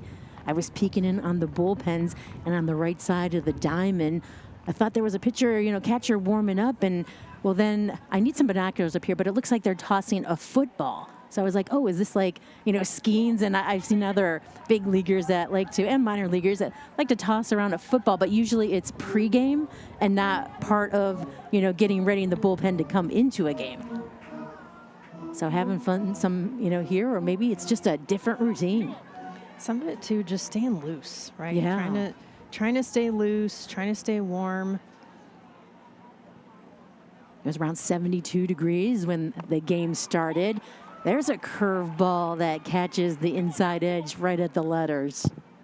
Nice pitch delivered by Sato. She's got that big curve. Drops right off the table. There's just coming with a fastball. You got to change it up that way, and does change the speeds. She'll miss there as Willen will take. Sato through 2 innings has allowed, how many do we have? Let's see, 9 hits, 7 runs. Hasn't walked any, but has struck out 1, and we'll make that the first walk for Sato here. That's why I have you when I glance down. I'm like, wait a minute.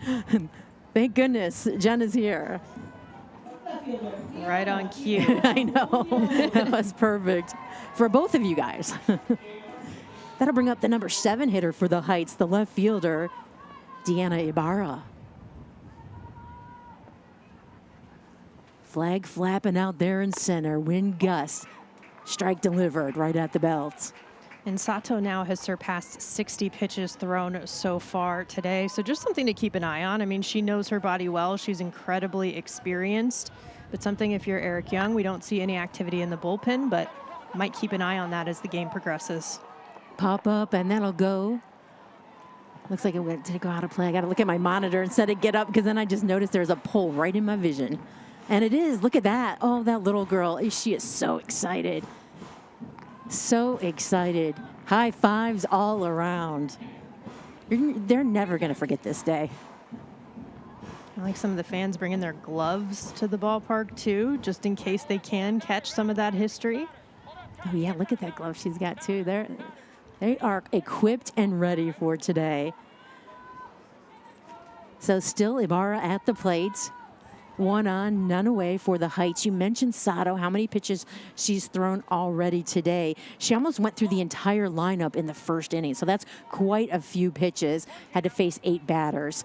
Then in the second, she faced 5 batters, working on her second here in the third.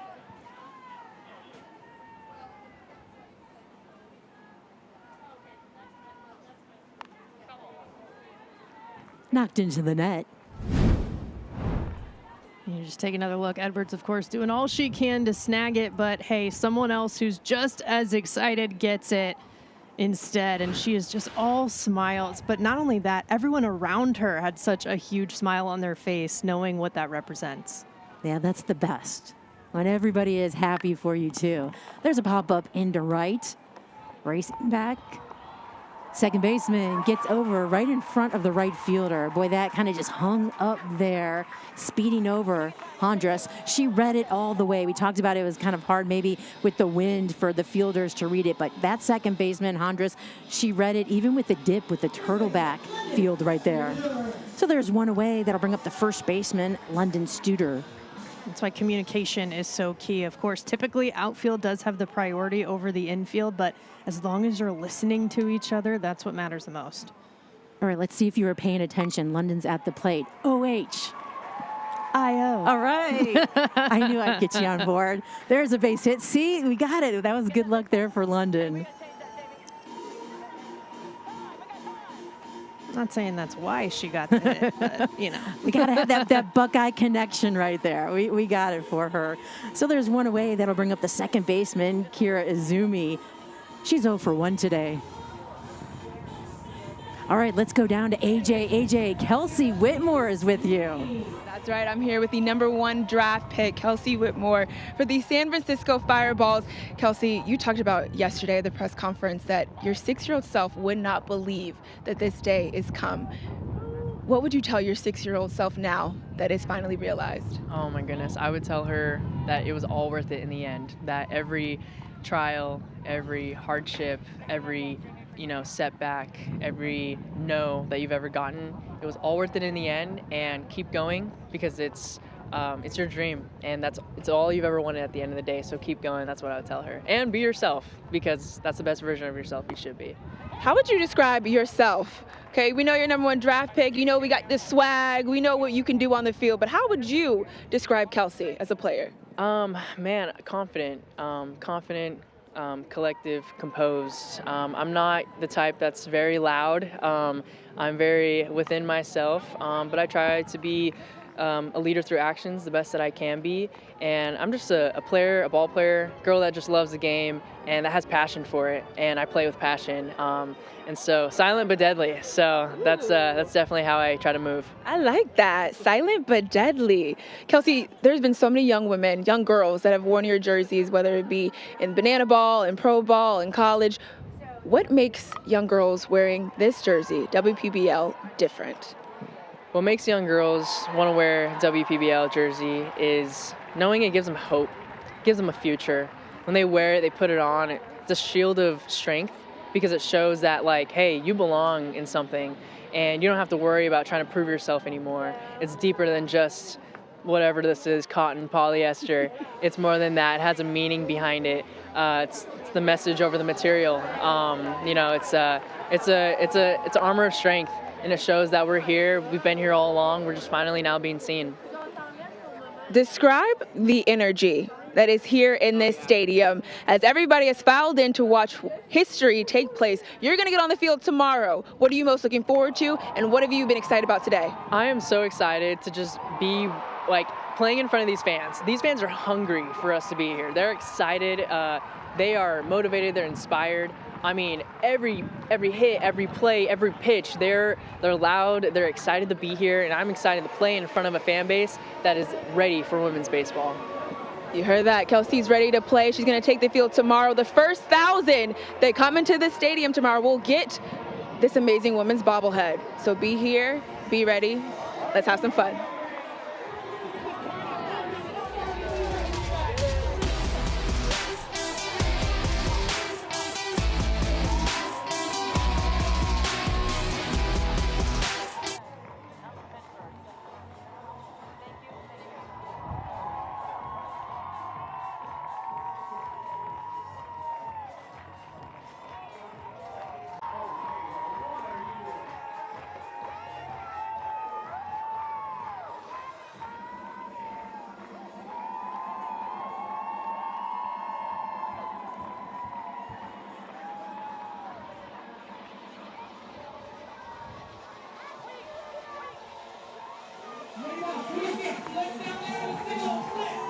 And welcome back. Well, the Heights have the 7-2 advantage here as we start the top of the fourth. You just saw Kelsey Whitmore being interviewed by AJ, and she talked about the meaning of having little girls, having fans buy her jersey and to see them wear it here in the WPBL. I think it means more to her than any other jersey that she has worn.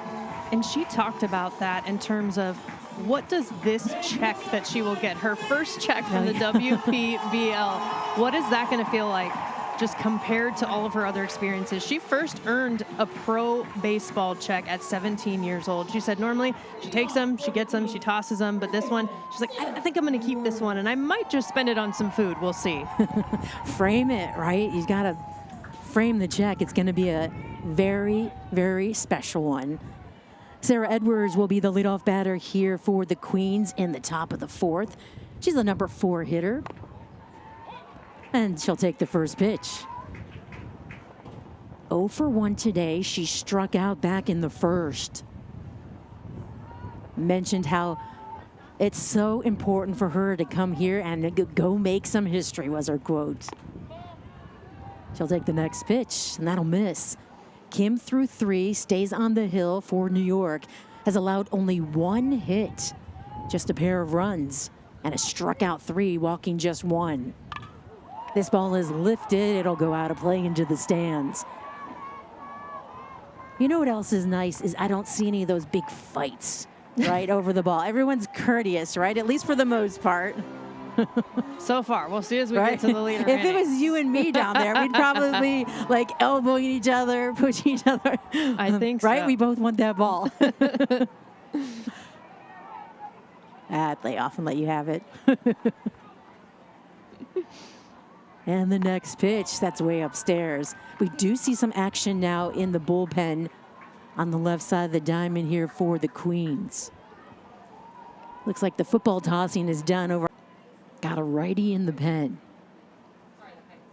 Whoever's catching isn't wearing any protection, though, right? Yeah, that was Villarreal. She's just going She's for not it worried. old school. I know. She might not after a while. I'll see players do that. They're like, I could catch a ball, right? And then they're like, oh, get some movement on it and open stance, waits for the pitch, decides not to go, and that's because she'll be walked. So Edwards getting the free pass, heading to first. That'll bring up the left fielder, Maggie Fox, who is 1 for 1, driving in those 2 runs that the Queens have today. That was a solid plate appearance there from Edwards. Obviously, the adjustment from striking out the first time against Kim. Kim had retired 7 straight before allowing that walk right there. So being able to see pitches going deep into the count, you're going to start to get the advantage as a hitter the deeper that you go and the more pitches that you see. Now we're second time through, so some of the adjustments might come to play again for the Queens, who had a fast start but haven't done a ton since that top of the first.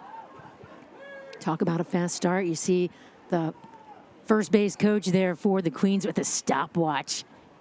He's making sure, timing out the pitches, letting his base runners know how far to take their leads and how, if they can run on them.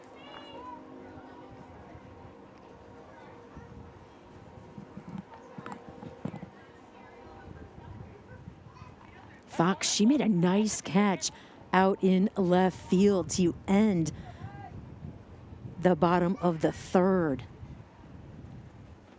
That wind, it could be trouble, but for her, she was able to time it, find it, and made the catch.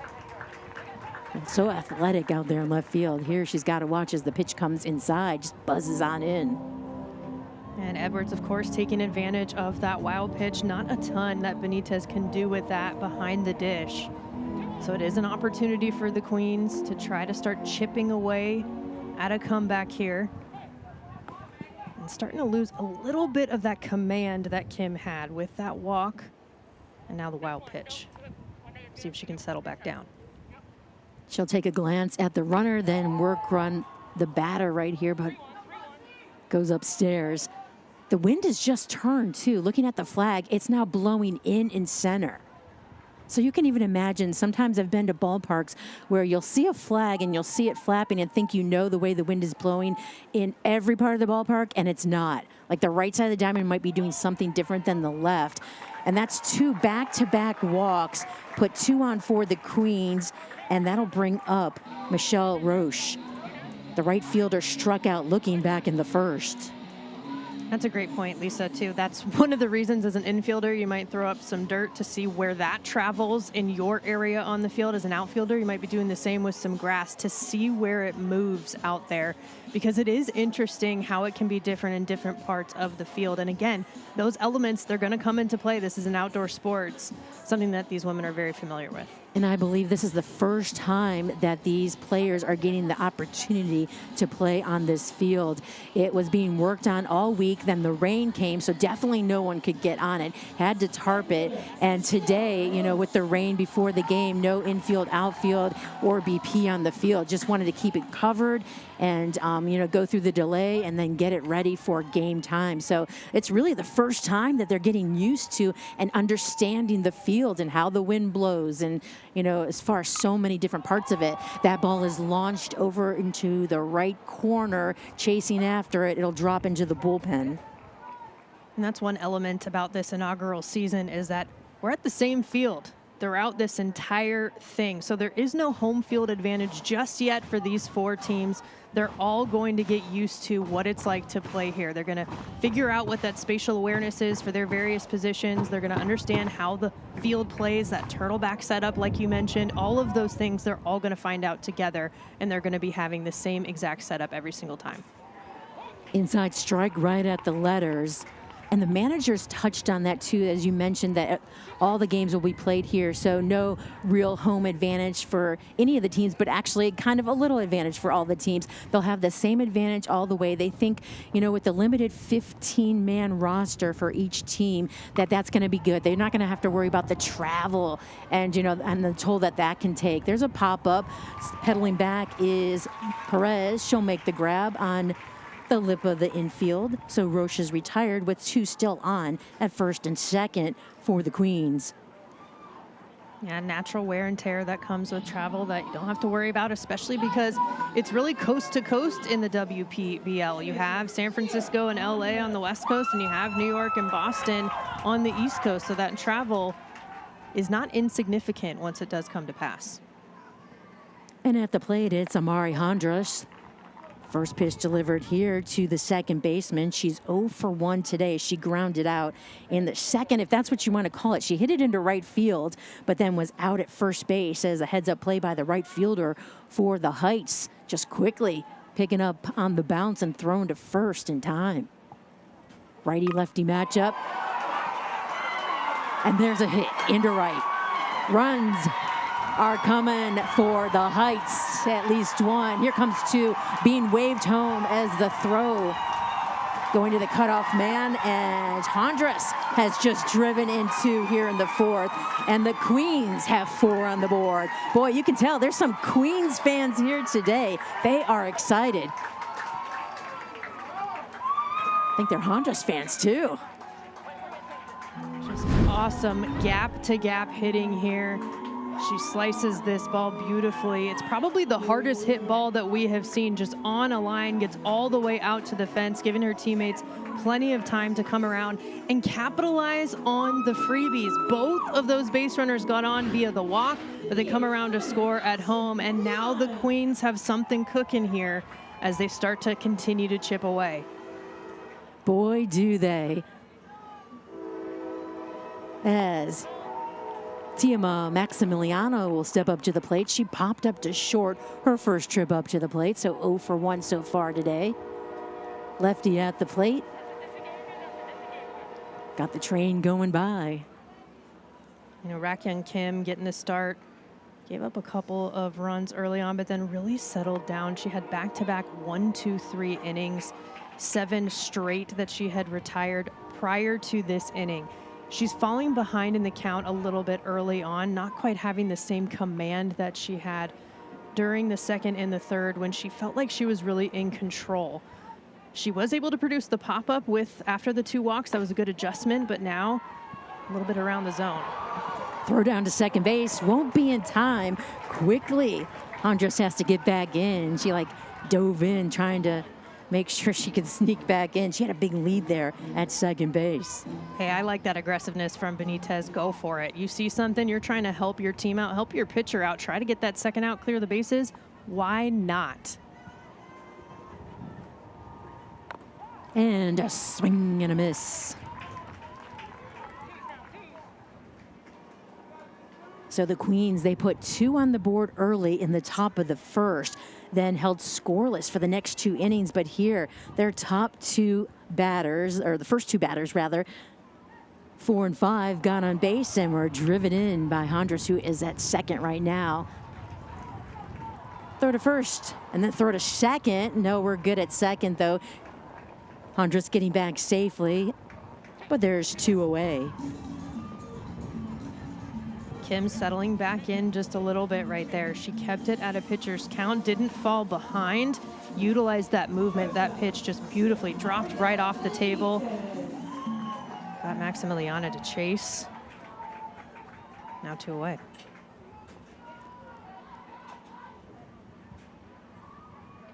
And Benitez will step up to the plate. Righty-righty matchup. That ball will bounce in front of Benitez behind the dish. And this Benitez, Samaria, she is 0 for 1, flied out to right. From Mexico. And she made it just in time, too. We weren't sure if she would get here in time. Had some travel issues, which some of the players have had, visa issues, travel issues, and she made it just in time for the season opener. 2 away. This ball will get away from Benitez, roll all the way to the backstop, and that'll put Andres at third base.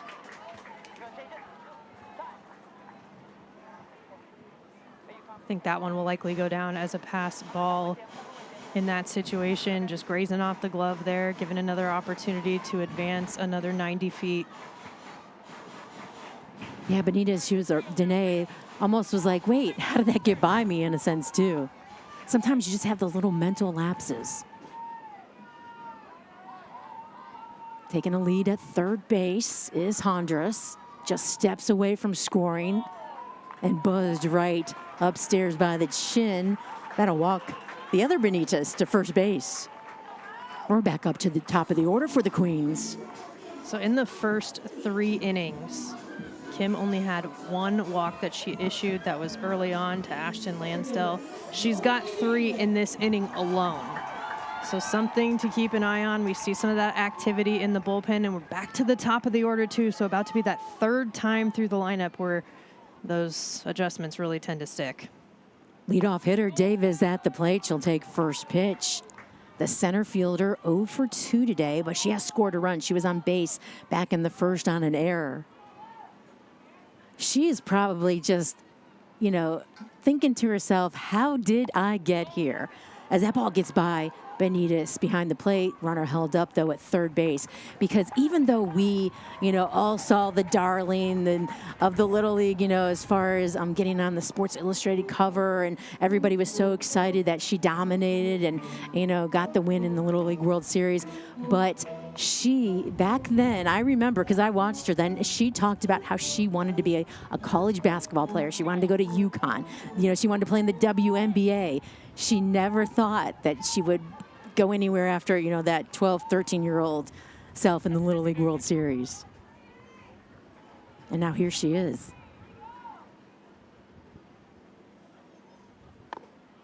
Strike right on the outside edge of the plate. We said this earlier in the ball game, but it's been a number of years since Monet Davis has played competitive baseball. So she's getting back into the rhythm that is game reps.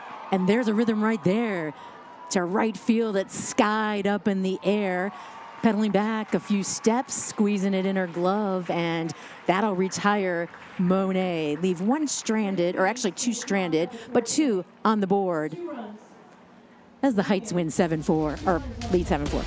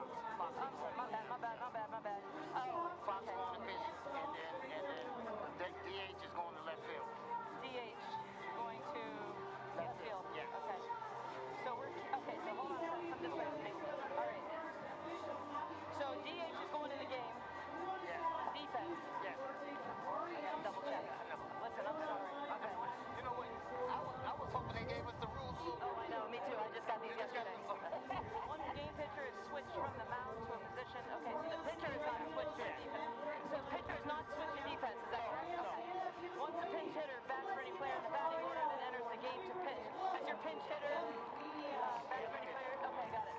Game pitcher, may pinch hit or pinch run. She's not. Okay.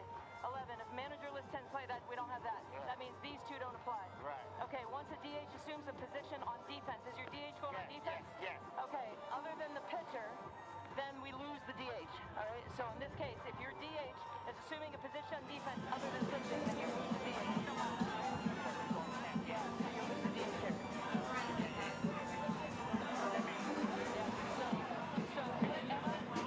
And it's the new era call to the bullpen as we start the bottom of the fourth.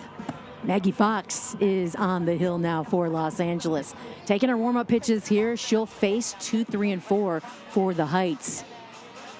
Yanatani, Benitez, and Lawners.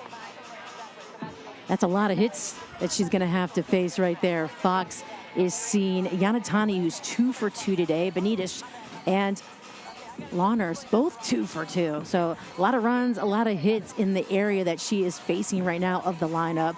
Sato, as you can still see, look, as the rain is coming down, worked those 3 innings, allowed 8 hits. Let me check that. 9 hits and 7 runs.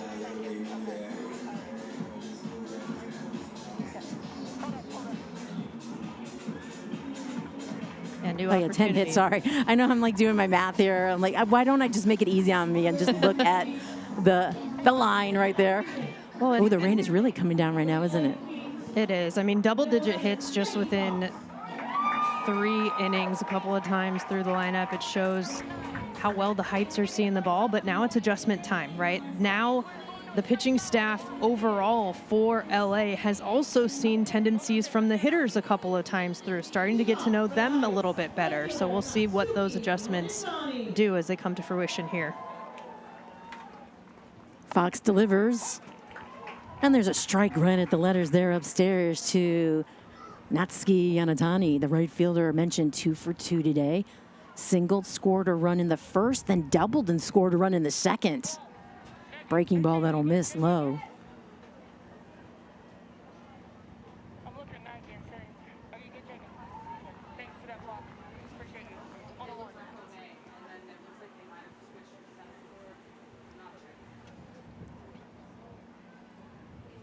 Next pitch, big cut. And we talked about how this is 7-inning format, but after 4 innings is when the game becomes official. If there's weather, for example, if there are other things that make the game end early, because the home team, the New York Heights, are ahead right now, that would go into play. So just keeping an eye on that as the weather progresses. But yeah, 9-inning game, 5 innings official, 7-inning game here, 4 innings official. That'll be knocked foul.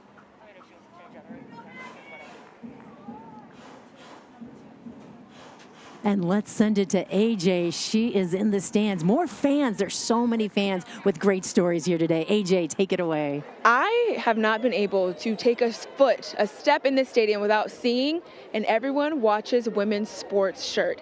This is proof that if you build it, they will come rain or shine. I'm here with Chelsea and Miles, 2 individuals that could not miss history being made today. Chelsea, 1, tell me why the shirt is so important. And Miles, you got to show us too, because you're also wearing it. Turn around, Miles. Miles is representing too. Everyone Watches Women's Sports. That shirt, why do you want to have it on today? I just think it's so important to represent women in sports. It's growing exponentially now, hockey, basketball, soccer, and now baseball. I'm just so excited and so proud to be able to be here and represent women in sports and the growing of this community. It's raining, but that doesn't matter. You guys are still here. The importance of being here today to be able to witness history being made. What is it to you? Yeah, no, absolutely. We came from Murfreesboro, Tennessee, so we drove 6 hours today just to be here because of the importance of this moment. We are part of history today, and it was a last-minute decision. It's the week before school starts. I said, let's drive up to Springfield and watch history today. So. And Miles, you were excited for that road trip, huh? To come watch these women play baseball. You're a baseball player too, second base, right? How cool has this experience been to be able to watch these women take the field? It's really cool. It's just that this is like my first time going to a women's baseball game. It's really cool. So tell me about it. What do you think? Opening day ceremony, the game. How you feeling? It's just like MLB baseball. Maybe a little more fun. Maybe even a little bit better. Just like MLB, but maybe a little bit more fun. Listen, everybody watches women's sports today, tomorrow, and every day. WPBL is only going to continue to get bigger and better. Thank you so much, Chelsea. Thank you so much, Miles, for being here. Thank you, AJ, and I love Miles. He's like, it's just like Major League Baseball. You better believe it. Thanks, Miles. Upstairs, that'll miss. Benitez at the plate. She would love to hear that. And, you know, I've talked to Danae and Ashton and Kelsey and the other players. And you know what they love? Not only that the little girls that come here and look up to them want their autographs, but the young boys, too, that are fans. And there, she smashes one over the head of Davis. That is gone. The first home run here in WPBL history. So that one, not only was it smashed over Davis's head, but it disappeared over the wall in center field.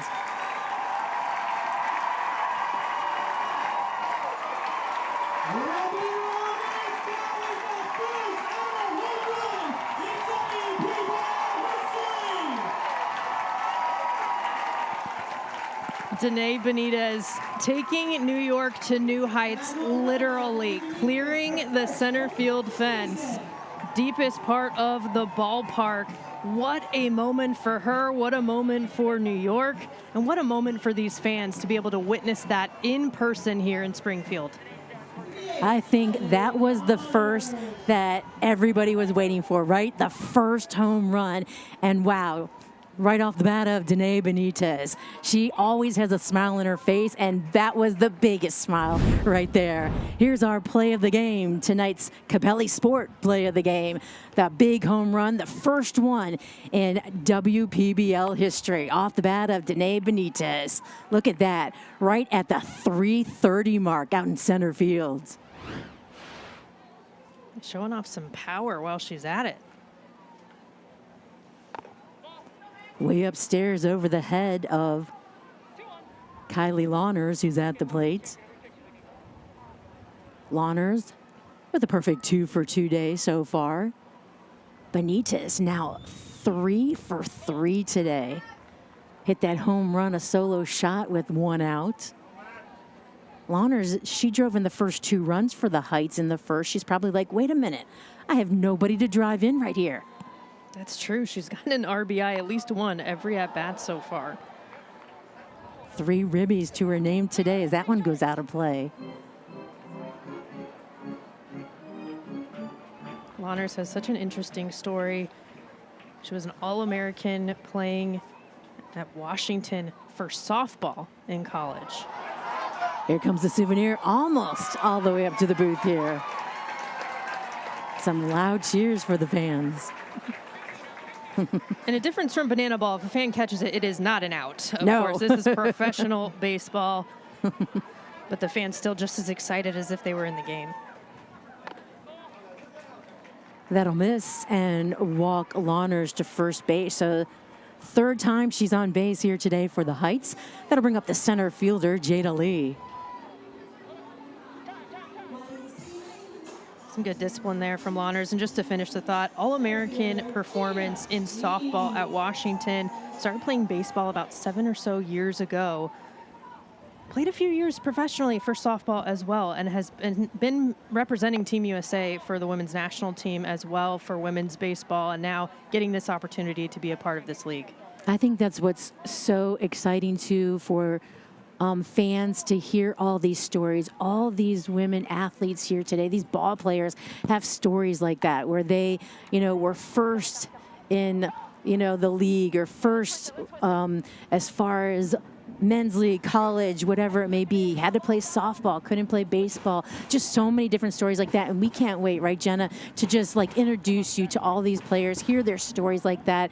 And they're just excited now just to be here and play ball together. That's what's kind of fun too, is watching before in BP when it was raining and all, they couldn't have traditional BP. And both teams are, sharing a clubhouse building, not the actual clubhouse inside, but they were out there. One team was playing BP, the other one was just having a good time, hanging out with each other. And I think it's hard for them because they're used to being the only girls, so kind of like bonding in that way when they see each other. And then now they're like, wait, we're competitors now. We're going to be like playing against each other. So it's really, really unique. But yeah, we'll be the whole season introducing you to these players, and you'll find out all of their stories. And the captain said leading up to this opening day, we're all family now. That's what they said about each other. By no means does that mean they're going to take their foot off the gas when it comes to competing with each other between the lines, but they are family now. They're bonded and being a part of something so historic.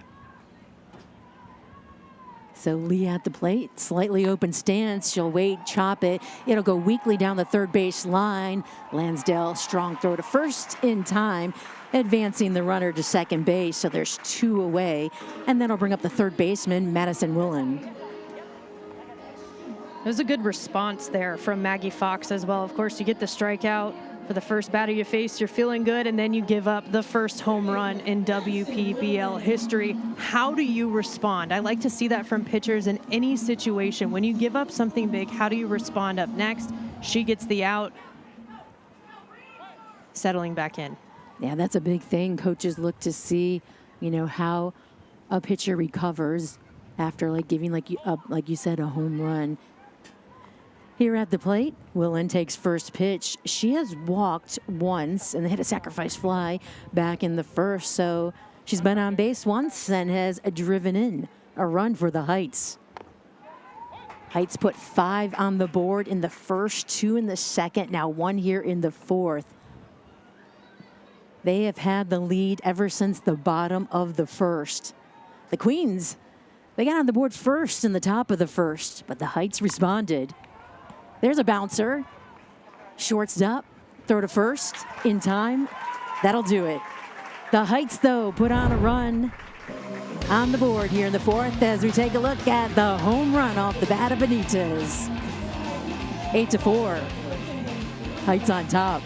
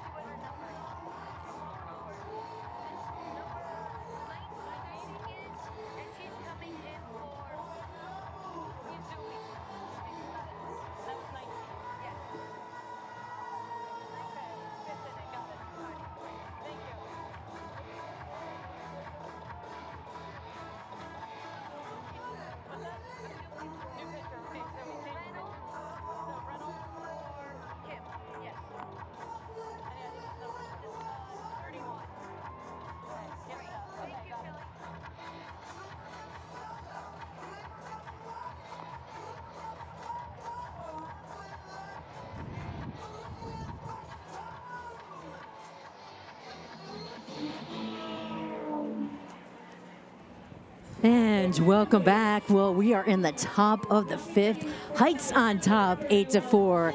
And it's the new era call to the bullpen as we've got a new pitcher on the rubber here for the Heights.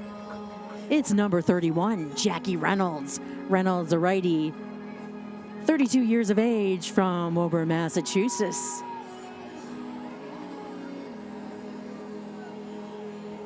Reynolds coming in. Another one who started off playing softball but transitioned to playing baseball after a career-ending softball injury and has obviously found her path in women's baseball. She's competed on both men's and women's teams. Roy Hobbs World Series championship and the team MVP in her club days. First batter that she faces is Ashton Lansdale. She'll get her to swing and miss. Really good movement right there with that pitch. Next pitch, Another breaking ball inside that'll miss. So Lansdale, McKay, and Edwards all due up here for the Queens. 2, 3, and 4. That'll miss away.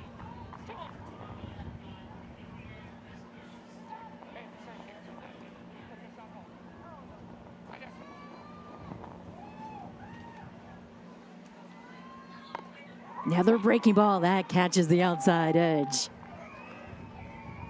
Lansdale takes a step out, kind of like resets, and then gets right back in. Love that the pink on her bat matches the pink of her spikes. She'll hit it hard on the ground. It'll be eaten up, though, by Izumi at second base. So there's one away. Important out there for Reynolds as she comes in. Going up against a hot hitter that is Lansdale, coming into this opening day for the WPBL. Getting her to hit something off the end of the bat, producing a grounder, letting her defense work. You can see the rain really coming in, not only coming down, but diagonally too. So you know that there's wind, you know that there are a lot of elements they're managing. That's not easy as a reliever to like have to come into, you know, weather elements like that either. You just gotta grind. And she'll do right here. Big curveball that'll miss upstairs on Jamie McKay, the catcher for the Queens. McKay 0 for 2 today. Popped up to right, then grounded out.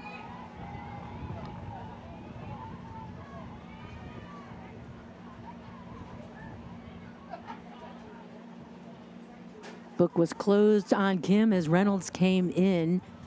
And Kim for the day went 4 innings, allowed 2 hits, 4 runs. All earned, walked 4, and struck out 4. 80 pitches for Kim.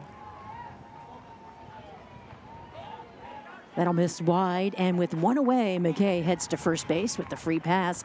That'll bring up Sarah Edwards, the first baseman. Struck out in the first, walked in the fourth, her second time up, and then was able to score as Hondras drove her in along with Maggie Fox. First baseman, Sarah Edwards.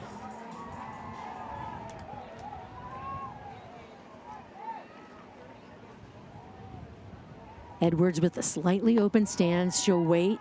Ball upstairs, she'll take.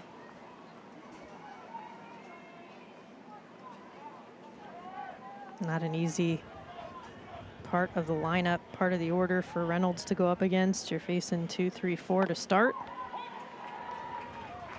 It's like a little breaking ball there that gets right inside on the edge. 1 ball, 1 strike.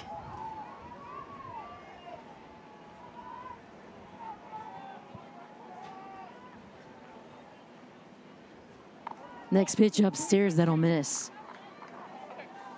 So yeah, tough time right now here on the mound for Reynolds as she comes in. Has to make sure she can get a good grip. We talked about the rain coming in, blowing sideways. Looks like it might have lightened up just a little, but there's still lots of wind. This ball is hit a mile high, straight up, down the line, and it'll be dropped. Looks like it'll be called foul, and she'll return back to the plate. Looked like a little bit of a miscommunication there in foul territory. It did land in fair and then rolled in foul territory. So a strange strike, if you think about it. So you can see right on the line there. Yeah, they're just a little trying bit to play the odds, right? Yeah, Benitez and Studer both trying to understand there. So Edwards back in the box, the righty-lefty matchup. She'll go down, and a ground ball. Perfect setup for a double play. Ball hops over to first, long stretch. And it'll be eaten up by Studer, so she hangs on to it to complete the double play. The Queens still down by 4 as the Heights lead 8-4.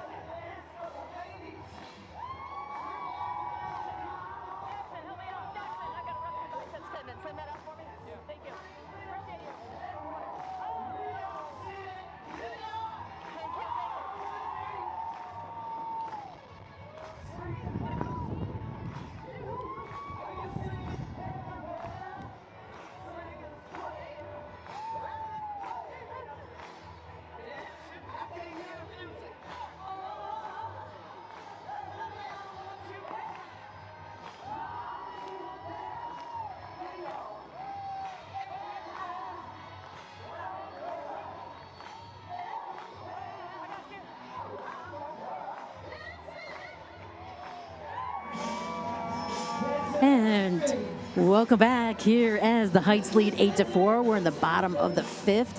For the Heights, it'll be 7, 8, and 9. Fox back on the hill for Los Angeles. And we are dancing in the seats here. Having a good time. Everybody is up. And it doesn't matter if it's raining or not. Umbrellas, raincoats, we're all dancing. Look at that. Fans cheering along, singing along. Little fifth inning stretch to get the fans. That's what we need here, right? Yeah. Stand up and stretch, and Martha it just Reeves. keeps on going. Yes. I'm glad they didn't hand us the mic to sing this. Martha Reeves singing it live, I'll do dancing some in the dancing streets, for you dancing guys, in the seats. I'm not going to be singing. She Like they also sang the national anthem for us beforehand with this one with her local group. There she is. Look at that. Trooper 2 is. She is bedazzled out, all the sequins and singing in the rain. That's what you got to sing, right? That one looks like it hits off the helmet, does it? Or not, maybe just misses. Like she a bopped foul out of the ball. way there. So the left fielder, Diana Ibarra, and Fox, she's got a little smirk on her face. Well, she ducked and it looked like it hit the bat above her head. So a sneaky strike, she was able to get in there. Those are the worst. Oh, there's another breaking ball that'll miss. So Ibarra, Studer, and Izumi do up here for the Heights. The Heights, a big chunk of their runs came from the top of the order. Check swing, and she went.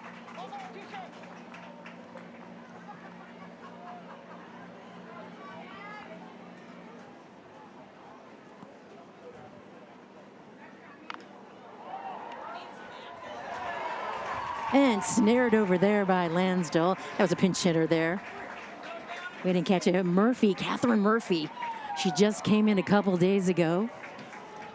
There's one away. And that'll bring up London Studer.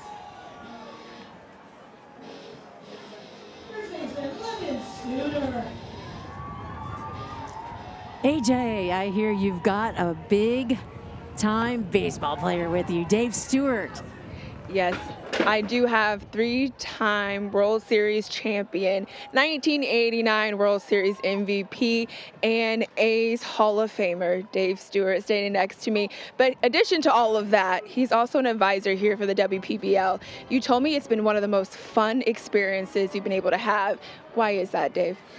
You know, if you're not really connected to women's baseball, you're surprised at the level of play, the skill, the technique, how they go about their business. Tony La Russa, who was here tonight, earlier in the week asked me, he says, what's the level? What's the skill level of the women that are playing? And I told him probably the best comparison I can say is this WNBA to the NBA. So he says, what do you mean by it? Well, WNBA plays below the rim. They're not above the rim, but their skills, the crossover, the three-point shots, all the same. Here, you don't have the velocity on the mound, but if you watch their fielding technique, their hitting skills, it's the same as minor league baseball. You've been here for an entire week. What impresses you the most about these women here, the WPBL, and opening day for these women? What's been most impressive, and probably I shouldn't be, I mean, most of the women here, they've been playing baseball all their lives, and they love baseball. I've had an opportunity to coach both the pitching, fielding, infielding, and they speak passionately about the game of baseball. Most of them, you know, they're hoping and wishing and praying that, you know, this league continues on and it becomes, you know, a league that you can count on for many years to come. Most of them said, hey, if I can do this, I'd much rather do this than work a job. So they love baseball and they want to play baseball. Love baseball, want to play baseball. Having legends like you supporting the game is only going to continue to help us go further. Thank you so much, Dave. Thank you for having me.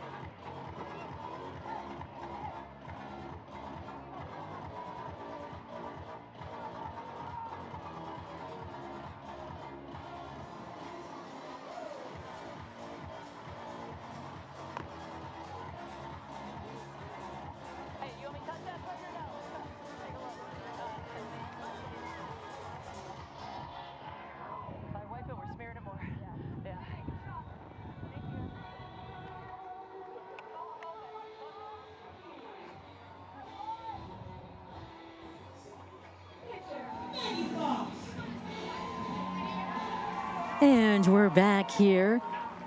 WPBL season opener, inaugural season, making history. Thank you so much for joining us here on the broadcast. As you see, Murphy still in, or is coming in as she pinch hit. She's in left right now.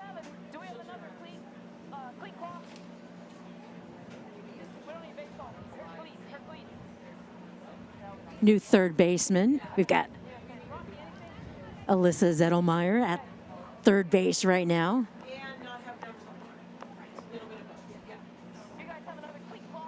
And we're going to see those defensive changes, obviously, as we see changes on the bump.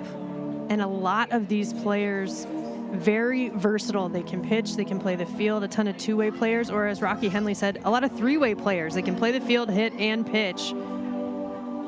So those defensive changes are going to be a natural part of that progression. And I'm surprised that we haven't seen this earlier today where, you know, just getting so much mud and dirt in the spikes and, you know, pitchers can easily slip on the rubber. And here they had to make sure that, you know, Jackie Reynolds, that she got all that mud.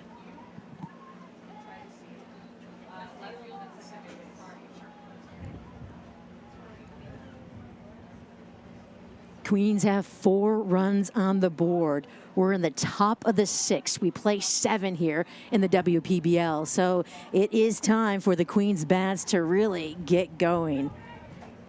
Fox, number 5 hitter. Reynolds came in last inning. She didn't give up a hit, only walked 1. Double play helped her get out of the inning. Fox takes another pitch, and that'll miss away. Maggie is 1 for 1 today. Singled and drove in 2 runs in the first. Those 2 important key runs for the Queens. Then later in the game in the 4th, she walked and scored a run. There's a line shot into left. Waiting on it, though. Oh, Murphy misjudged it. It gets away, rolls out into the outfield, hits the fence. That'll be a stand-up double for Maggie Fox.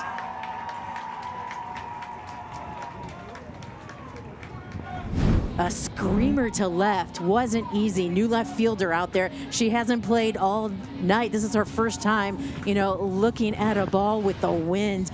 And doesn't that always happen? You know, when the ball always finds you, right? Finds you. Yes, when you first enter the game. And, you know, playing under the lights have gotten a little bit brighter, too, as we've gone deeper into the evening. So Michelle Roche will come to the plate.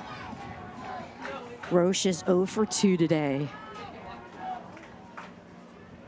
Maggie like getting that hit. She's, you know, the pitcher on record right now with Los Angeles. And there's another one crushed into left field. Murphy having to chase it down, getting the wave home. And here comes Fox. Here comes the ball play at the plate. She's in safe. So doubling in a run. Fox scoring, and the Queens get on the board here in the 6th. Roche making the adjustment, struck out looking, popped up to short, gets the middle of this pitch, drives it into left center field. Plenty of time to bring in another run and take an extra base herself. This is the life that LA wanted to see late in the ball game, trailing. Yeah, look at that play at the plate, too. Benitez with the swing around, but not in time. Queens sneaking in that run. Amira Hondras at the plate. She'll take first pitch, breaking ball strike. Beautiful pitch delivered by Reynolds. I love what Dave Stewart said and how he was talking about comparing, you know, the WPBL to as far as NBA, WNBA, that it's the skill set. The girls here have the skill set. You can see it right here. They can hit the ball, right?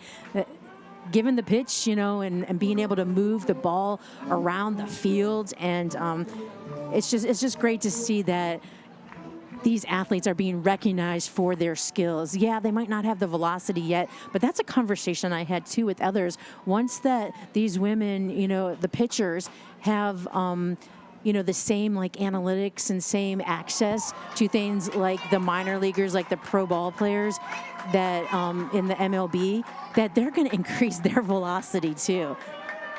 It's going to be fun. It already is, and we're only on day one is, right now. I know. I'm having a blast up here. And I know the fans are. They're staying here all game, standing up, watching, the edge of their seat or standing up. Like I said, they do not care if it's raining or not. A lot of them travel from far away, too. We just heard from the fans that they were talking about. Look at that. Turning on it, and that's out. But that as far as fans traveling from all around the world, AJ talked to a mom and her son, and she just decided to get in the car and come from, Tennessee just to be here for the ball game. Wind still gusting. I can't believe that the wind has not let up all game. Runner at third, little tapper that'll go foul right side.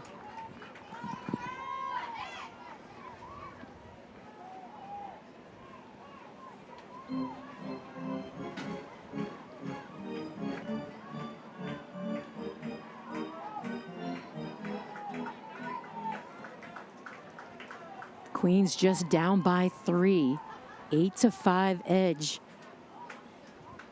for the Heights. Hit hard on the ground, but right to the first baseman. And that was only one out there, so a run sneaks in as Roche scores a run here for the Queens. So the Queens, they like to do it in pairs. They scored 2 in the first, 2 in the fourth, and now 2 here in the sixth. So a very productive ground out by Hondras. They're not going away quietly here. I mean, they continue to chip away. Like you said, they're doing it in bunches to a certain degree. And again, a productive out in this moment to bring that run across, keeping them in this ball game. Taima Maximiliana at the plate. Righty-righty matchup. Here comes the pitch. It's oh, catches that edge. 0 for 2 days for Taima right now. Trying to change it up, though, as she swings, tips it.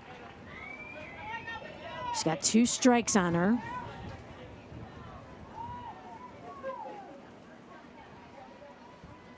Next pitch, she'll hit it hard on the ground. Throw to first, long stretch, it won't be in time. So Maximiliana finds a way to get on base, and that gets the crowd roaring. Also the train coming down the tracks. I think it's time to get on the Queens train here. That's the hitting train. Maximiliana with her first hit, using the wheels, the slight hesitation, the double touch from Perez over at short gives her just enough time. And what an attempt at the stretch there from Studer. Got to give her credit for going all out. And here comes the pitch, strike at the letters to Samari Benitez. Benitez is 0 for 1. Walked back in the fourth. Tying run at the plate. Just 1 out. Back-to-back hits, a ground out, drove in the 2 runs for the Queens here in the top of the 6th so far. Reynolds delivers. That's a ground ball up the middle, hits off the mound area, underhanded by Perez to second. Won't be in time to get the double play over to first. So the Heights get the lead runner at second. There's 2 away. Benitez aboard on the fielder's choice, and we're back up to the top of the order. The fan favorite, Monet Davis, it's her bobblehead day, will come up to the plate. She is now the tying run that's coming to the plate. Boy, no hits yet. She has been on base once, an error back in the first inning. This is why the crowd stayed too. They're like, we got your bobblehead and we want to see you do something here, right, Monet? She's got a smile on her face. Lots of smiles today. Some tears just because everyone is so emotional today that can't believe that, women's pro baseball is back. And lots of smiles. Monet Davis looking for her first hit of her WPBL career, but she has put the bat on the ball every single at-bat so far. She reached on the error in the first inning, and then she has lined out in the third, flew out in the fourth. So if anything, she may be due. That'll miss. Very patient at the plate. Leadoff hitter here for the Queens. She has the speed once on base. Good table setter. She'll find her groove. There, she might do it. Little tapper coming off the mound. It'll be an underhand toss to first. That's a long underhand toss, too. It'll get Davis in time, and that'll do it for the Queens. But they'll put 2 more on the board and be down just by 2 as we head to the home half of the 6th. 3 hits, 1 runner left on base. Baseball fans, tomorrow we've got some tickets left for our 6:30 game. Also after the game tomorrow, kids will run the bases and we'll have our first WPBL fireworks show. Get your tickets now for the 2nd game of the inaugural season. Tomorrow night, first pitch, 6:30 p.m.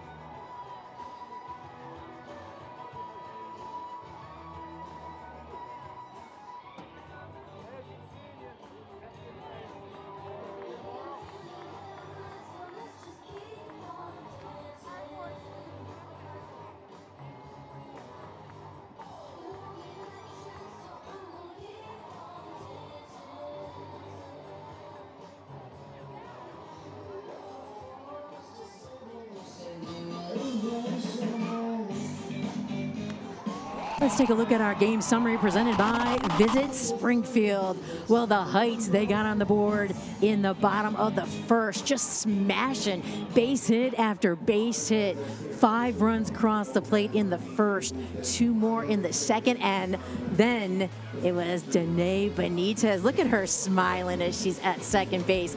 She crushes the ball over Monet Davis in center, and the celebration, the whole team out there as she goes through the tunnel, and that's because Danae Benitez with the first home run in WPBL history here today. The Heights on top. We're in the home half here of the 6th. There's a new pitcher. It's the new era called to the bullpen. Maggie Meidlinger on the hill. She is the elder statesman of the Queens, as Meidlinger, 38 years old. But you know what? She is living a dream, Jenna. She talked about when she was younger, she said she wanted to be an architect and a pro baseball player. And today, that dream comes true. She's already an architect, and now she is a pro baseball player. And after all this time, all this experience under her belt, she won a World Cup gold medal with Team USA back in 2006. She also, back in high school, earlier on in her development, she was the first woman in the state of Virginia, Sterling native, to win and also pitch in a men's varsity game. And it was just the start of what we're getting to see now. 38 years old, still at it, still chasing the dream, and a part of a new era in women's baseball. And I love this. I saw Maggie pitch last week with Team USA, talked to her after the game because she's just so focused when she comes in. She has that closer mentality. Just look at it on the screen. You can see the focus that she has. And she said, well, it's just like that old, saying. She goes, you just let the bull out of the pen, and she's the bull. So here's first pitch. Won't be easy in this weather, as we can see that now it really is coming down, but she's working on Perez, and she's got a great breaking ball. She's got a few pitches, and that's all she needs in the closer role. Next pitch on the ground to second. It's bobbled.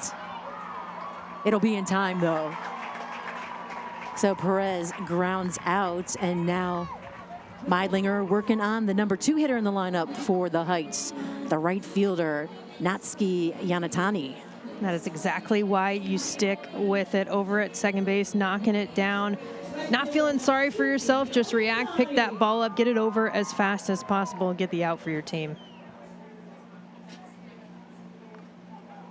And a tapper that stays by the plate goes into the backstop.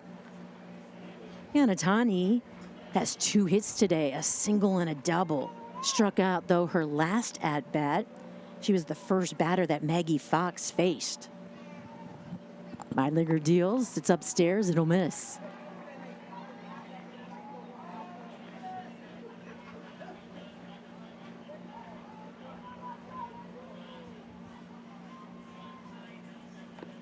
Next pitch, fastball, letter, strike.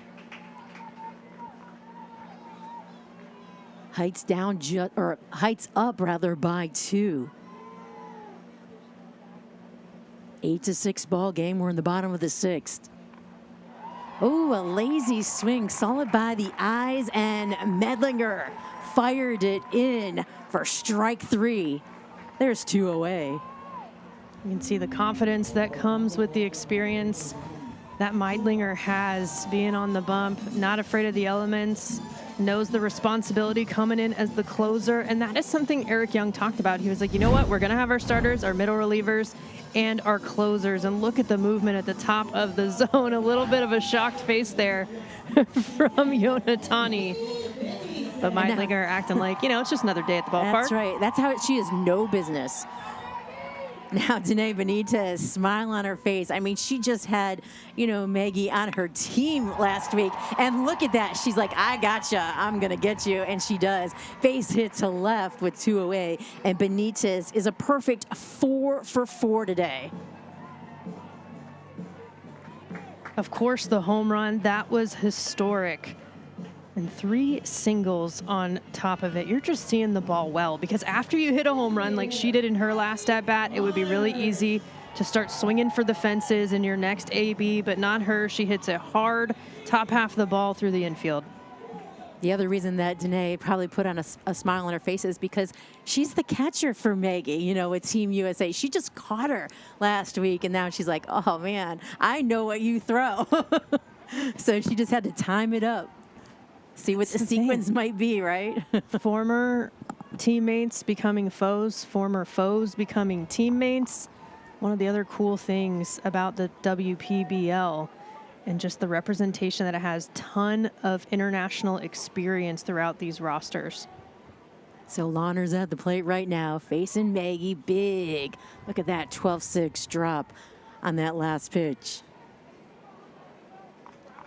Launer is a first-round pick for the Heights, pick 3rd overall. She is in the number 4 slot for a reason. Throw to first base, trying to check Benitez, who loves to run on the bases. Can't really keep her there, but they're trying to. Maggie knows. Launer's today 2 for 2, double, single, scored a run, drove in 3, and walked. She can get on base. Fun fact about Launer's that I realized doing some research before this. I mentioned earlier she played softball at Washington. I played against her my senior year, her freshman year when I was at Stanford, and now full circle. Throw down to second, off the mark, sliding in safely, but deciding to stay right at second as that ball just kind of got stuck out there in short center field. Benitez not trying to go. She already picked up 1. You take a look, great jump. Keeping an eye on it. That throw way too inside. Not a whole lot you can do as the receiving player in that situation. Benitez even thinking about taking 3rd, just keeping a close eye to see if she had the time, the aggressiveness. And that's what you want to see, right, on day 1. Dirty uniform like that. That's what I was just thinking. Who's washing the uniforms here? Because this is the caked on dirt with the rain the way it is. It's like, and she's sliding and diving everywhere. And that's 4 balls here to Launer, second time in a row that she'll walk. But, yeah, that is caked on for Benitez. I hope they don't have to wash their own unis, right? That's up to the clubby. Well, they talk about the younger version of themselves and how they're playing for that 6-year-old and when they first started playing and love of the game. That was one of the most fun parts, getting dirty. Oh, that's all you wanted to do, right? Yes. That's it. You didn't want to come home with a clean uniform? No. Yeah. So with Lawners at first, Benitez at second, Jada Lee at the plate. She's 1 for 3 today. Wiggles her bat, awaits the pitch. Maggie looks back at second, checks again, then throws in. A pitch that baffles Lee. Swing and a miss. Look at her. She's like, all right, I gotcha. They saw each other last week, too. This is fun. Here it comes again. That one will miss. And they're calling it a balk, so the runners will advance one station here. So now both in scoring position. Heights already with the 2-run edge here in the game as they're up 8-6. That's a tough mistake to make at a tough time to put 2 in scoring position. And that'll miss. It's the type of thing that you dreamt of, though, as a kid. Okay, a couple of outs late in the game, couple of runners on. The pressure's on the pitcher, the pressure's on the hitter. You get to do this all for a living in women's pro baseball. 5th batter that Meidlinger's working on this inning, her first inning of relief, and she will get Lee window shopping there and sit her down. That'll do it as the Heights leave 2 stranded. Second strikeout for Meidlinger here in this inning.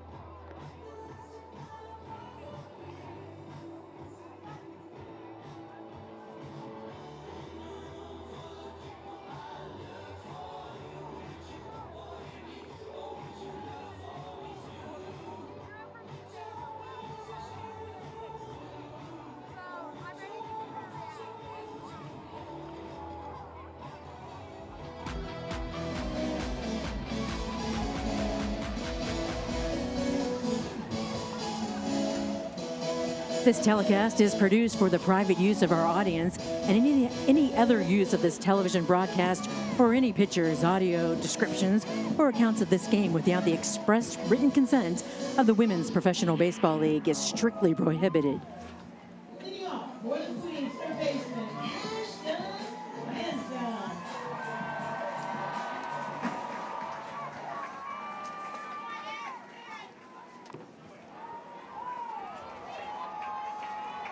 And welcome back. We're in the top of the 7th. Heights up 8-6. What a ball game that's been here for the inaugural season of the Women's Pro Baseball League.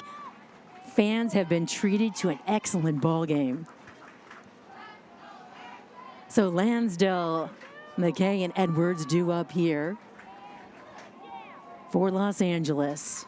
They're down just by 2. Jackie Reynolds in her 3rd inning of relief. She'll deliver the pitch. It'll be tipped by Lansdale. One thing that the Heights as a staff have done really well is actually keep Lansdale under control. She's still looking for her first hit in her WPBL career, coming off of an absolute monster performance at the World Cup. That'll go into the stands. Fans racing after it. Scramble. Who finds it? A big cheer for the fan that does. Aw, that's the way to do it. give it up to a young fan. Back to the action here on the field. And the pitch inside. That'll miss. So far today, Lansdale did walk and score back in the first, but struck out, grounded out her following 2 plate appearances. So being able to neutralize her towards the top of the order like that, they've had her and Monet Davis in check, not allowing any hits to really the first 4 hitters in this Queens lineup. So that has been key, attacking that top part of the order for this Heights pitching staff. And a big swing and a miss. Reynolds picking up the strikeout here. 1 away. Jamie McKay will step up to the plate. 0 for 2 with the walk. And the Heights are just 2 outs away of picking up their first win, and it'll be the first win in WPBL history.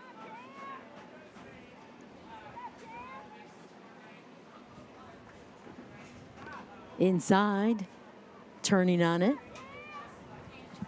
She'll get out of the way. 1 ball, no strikes.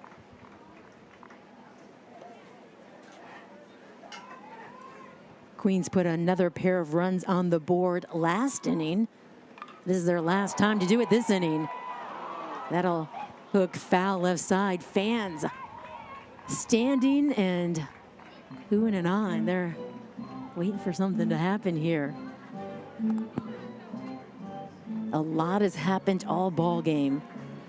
Queens fans got treated right off the top as 2 runs crossed the plate, both Davis and Lansdale. And then it was the opposite as the Heights fans were treated.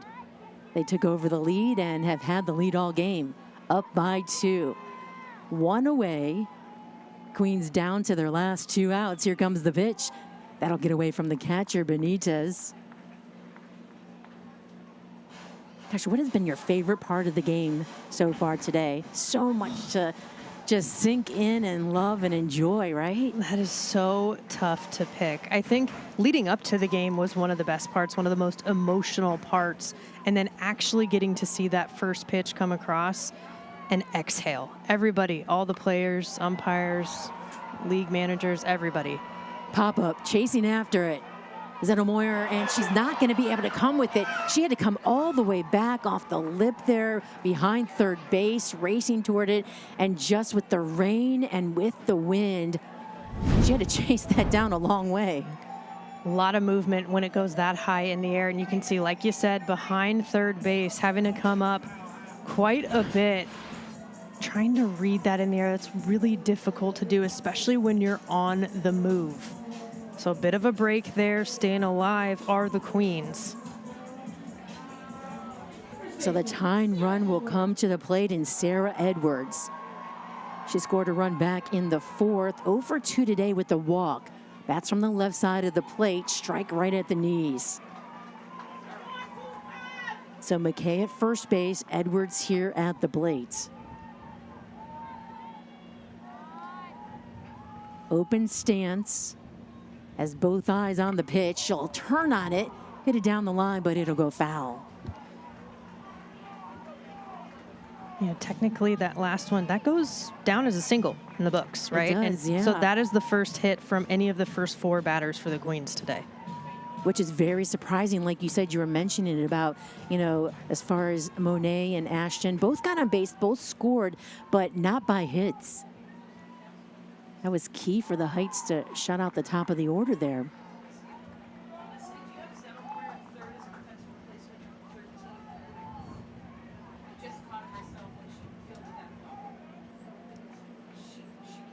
Tying run here at the plate. Here comes the pitch. It's coming back. Oh, one of the fans in front of us is going to get a souvenir. Lucky Ducks, lucky them. Getting a bobblehead and a WPBL. First game, inaugural season ball. They look like they've been muddied up, not only with the regular mud that you use. There's a swing and a miss.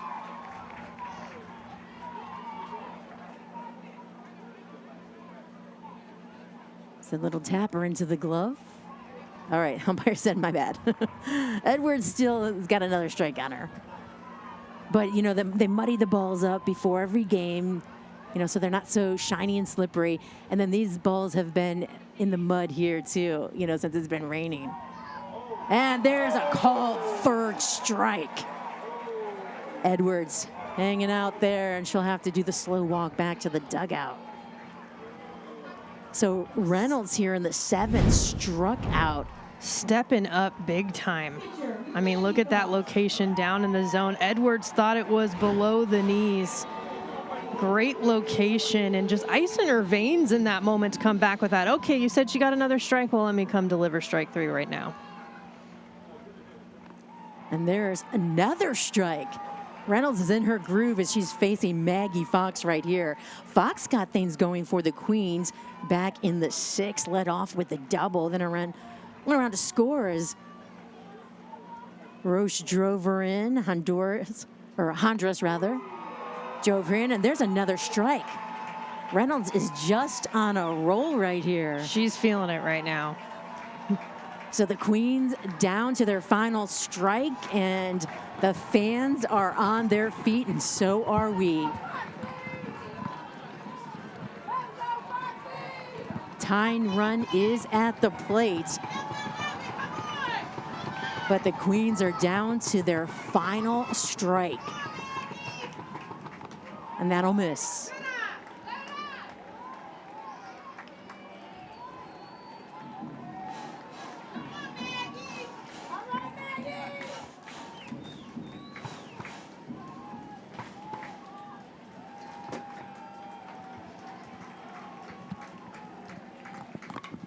Hard hit ball up the middle, diving after it into center field, and the Queens will play for another at bat. So 2 on, and the go-ahead run is at the plate for the Queens. A lot of credit to Maggie Fox helping herself out. That pitch is off the plate outside, and she's able to get enough barrel and push it up the middle. She has a couple of singles on the day, couple of RBIs, a double. Was also on the mound, doing just a little bit of everything for the Queens. So here's the right-hand batter, Michelle Roche, steps in the box. She's the go-ahead run for the Queens. She'll pop up, first pitch. Chasing after is Benitez. She finds it, falls, it drops. That'll bring Roche back to the plate. Talk about muddy. She is now caked on mud everywhere. Benitez giving such a great effort. That is such a tough play to make. Look at the ground that she covers over near the dugout. She tries to get there and then adjust to make the catch. The movement in the air just can't quite snag it, but what an effort. Yeah, different material too on that warning track area. More like pebbly, stony, and very slippery as the grass is too. So Roche goes back into the box. 2 on here for the Queens. We're in the top of the 7th, 2 away. That ball will get away, or go away rather, but Benitez, it doesn't get away from her. Yeah, she's making sure no, that does not get past. She's wiping off her throwing hand there as she dove after that ball, and everything just got muddy.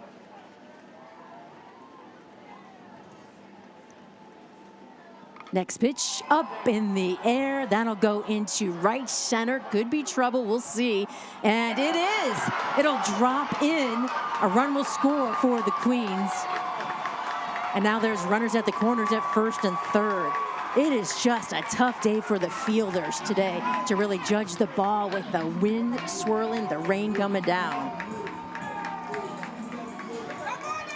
That is exactly what's happening too. I mean, this is tough on the pitchers because you think about it, and without some of the elements and the weather that they're having to deal with out in the field, these are some pretty straightforward outs, but instead you can see where she starts. Becky will go out to the mound, talk to her pitcher. Reynolds was just dealing. You know, she had 2 strikeouts, and then was throwing a lot of strikes, and then Fox found a hole, and Roche just popped it up and said, you know, that might be the key right now, is just get balls in the air and let it swirl around, because it's been troublesome for the fielders here today. Second base runner that's gotten on, hitting something in the air that would normally be pretty routine and playable. And the first one, McKay, she came around to score to make this an 8-7 ball game. Just trying to put it in play, make something happen, putting pressure on the defense. Queens aren't going down without a fight. Just down by 1. It's an 8-7 ball game. Tying run is at third base right now. Runners at the corners at first and third, 2 away. We're in the top of the 7th. Heights hanging on to their lead just barely. Here's the pitch. It's upstairs. It'll miss. The chance start. Let's go Queens.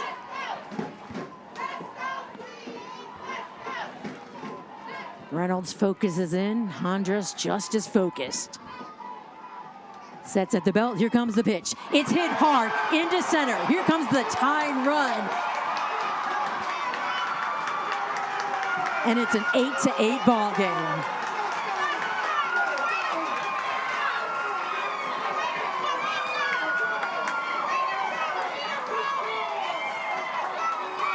Fired up here at Robin Roberts Stadium. Hondras clutch in the moment. Fox is all smiles, and she gets a hold of this one.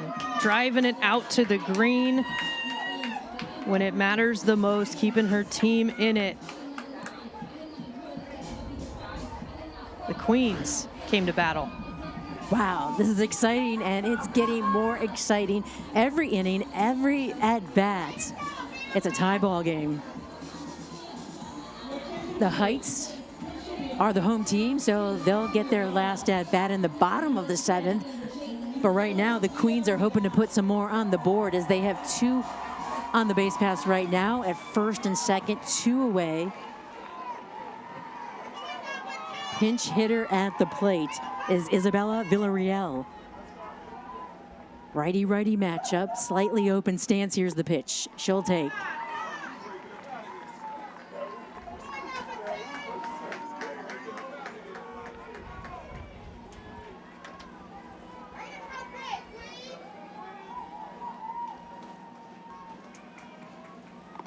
Next pitch, strike right at the letters.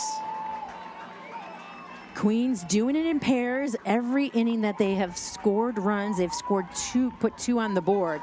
They want to change things up though here, right? No more, they want, you know, let's go for the trio instead, or something even more.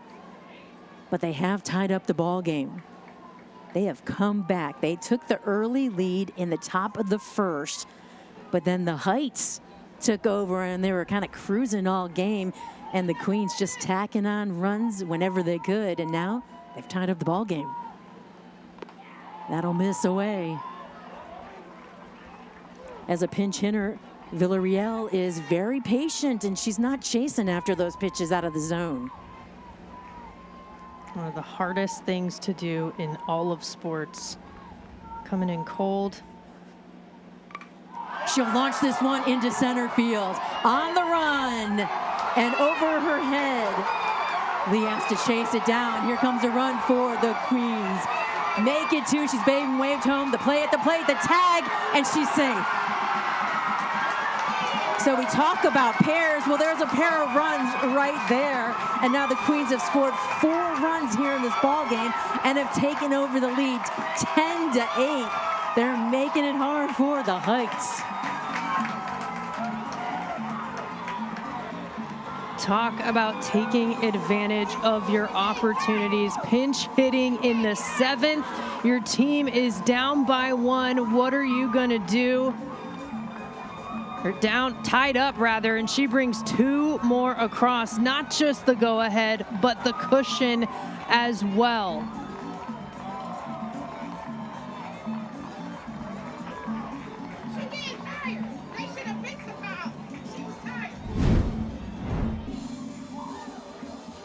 And you can see she drives that deep. You can see how fired up the Queens were on the side, as well as getting waved around to come and score. Well, you said we wanted to see them potentially try to do something different, not just 2 across, and now they've also brought in a new pitcher. So it's the new era call to the bullpen, and on the mound is Jada Lee. Lee just coming out of center field. You'll see that here in the WPBL. Every player, well, not every player, but a lot of players, two-way players, and Lee, she just had that ball go over her head, and now she's got to settle in and come here on the mound and pitch, just trying to get that last out here in the top of the 7th. I know these athletes are used to it. This isn't something you would typically see, you know, in pro ball, but here they are used to playing two-way, coming in these kind of situations. Lee, the 14th overall pick. First woman to compete in men's baseball at Canada Summer Games. And she started playing baseball on the boys and men's teams at age 10. She was a 14th pick overall in the first round. We talked about how much family she has here in town, watching her debut with the WPBL, watching the league kick off for the first time. And now they get a chance to see her do something else, getting to be on the mound. She already got her first hit in RBI in her WPBL career, and now trying to get it done on the mound.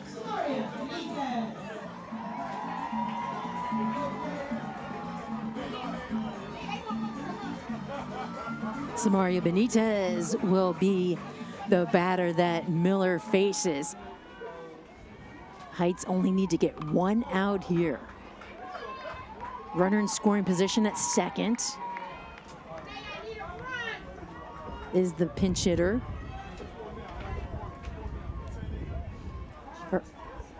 Oh, we've got a pinch runner, actually. That's Brittany Apgar in at second base. She has some speed. And listen, the Queens have doubled their hit total this inning. They had 5 hits in total coming into the 7th. They added 5 more. Now they're sitting at double digits to put up double-digit runs. That's efficiency.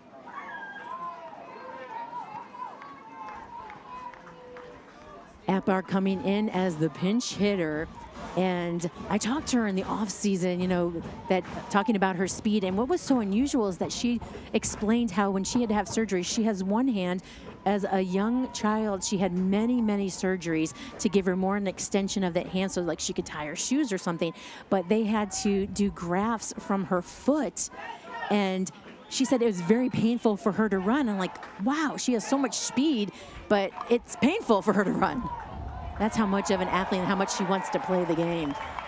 But they actually, when they, she was going, you know, out on social media, got the big protect the nub to help her when she's hitting, to protect that one hand that she has a nub on. That's what she affectionately calls it. And then they also found a way to help her as the ball gets away from the catcher Benitez and Apgar gets to third base. She'll round the bag but stay at third, but also giving her some protection so it'll help her foot so she won't have that pain anymore. Such an inspiring story as she advances a little bit closer to potentially another insurance run here for the Queens. She started playing baseball when she could walk. I mean, this has been a lifelong love affair that she has had with this game. Queens on top by 2. Here comes the pitch. Fastball at the belt. Called third strike. Sit down. And the Queens will hang on to their 10-8 lead as we go to the home half of the 7th here from Robin Roberts Stadium.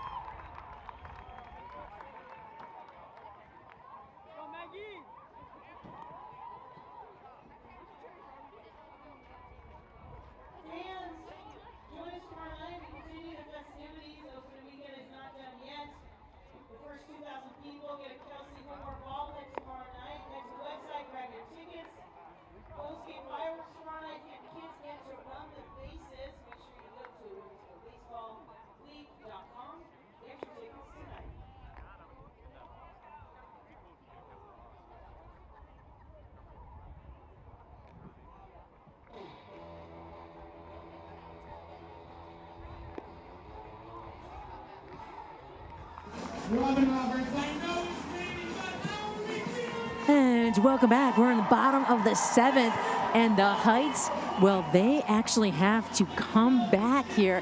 It looked like they might just close up the game in the top of the 7th, and the Queens said no way, and they got on top of the board. They put 4 runs across the plates on 5 hits, and now the Queens are on top by 2.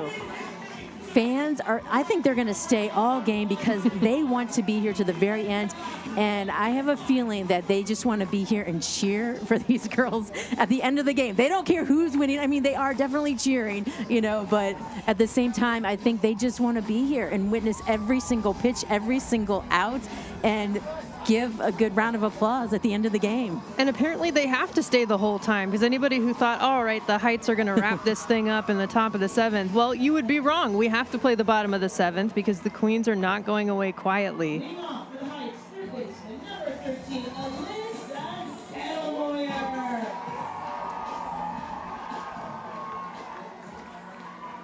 Maggie Meidlinger stays on the hill. The closer came in last inning, and she is facing Alyssa Zettelmeyer. Zettelmeyer. She's got a big open stance there, likes to keep her bat parallel over her right shoulder. She'll take the next pitch.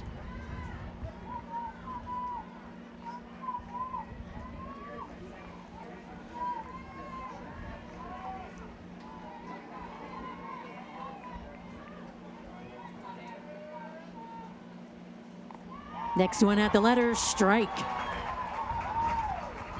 Maggie's not going to mess around at all here in the 7th. She faced 5 batters in the 6th. She'll miss up and away. Struck out 2.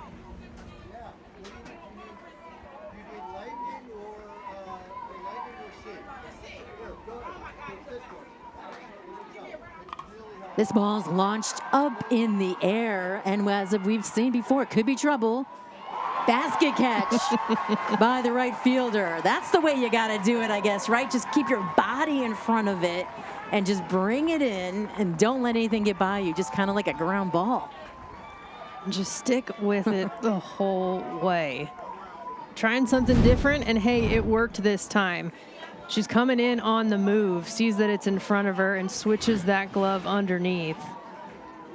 Made it look easier than it was, that's for sure.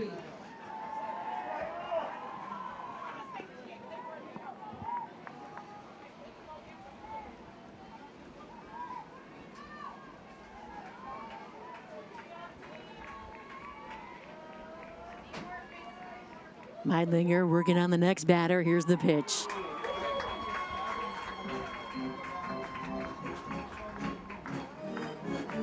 Catherine Murphy at the plate.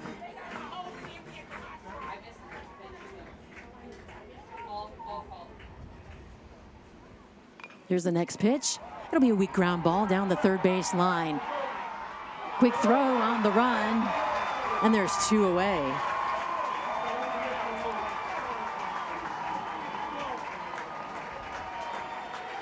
And that is the defense that we are used to seeing from Ashton Lansdell, the captain for the Queens, her and her team not giving up till the very last out.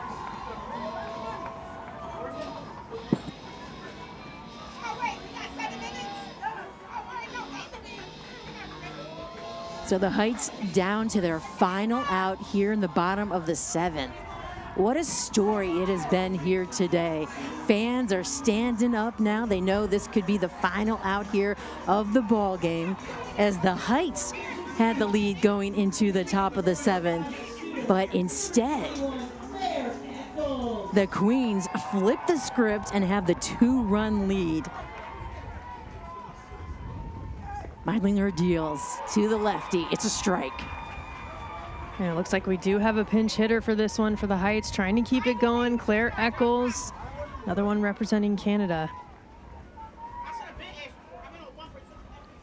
Next pitch, Eccles, she'll tap it. 0-2. as the Heights down to their final strike.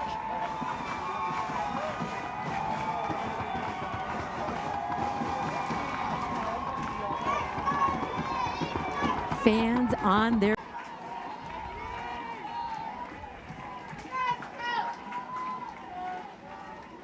next pitch, and that's launched into the stands. Another reason why the fans sticking around. They're still getting some souvenirs. Yeah. I mean, anytime you have a shot at taking something from an inaugural game and an inaugural season, come on.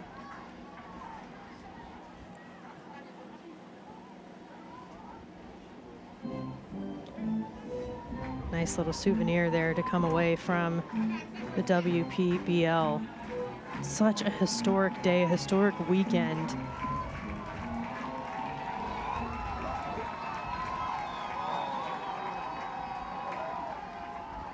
Next pitch, that's a tapper. It'll be tough as Lansdale races, throws to first in time. And that'll do it here in the inaugural season, very first game, season opener. And it will be the Queens that come out on top. Just crown them now.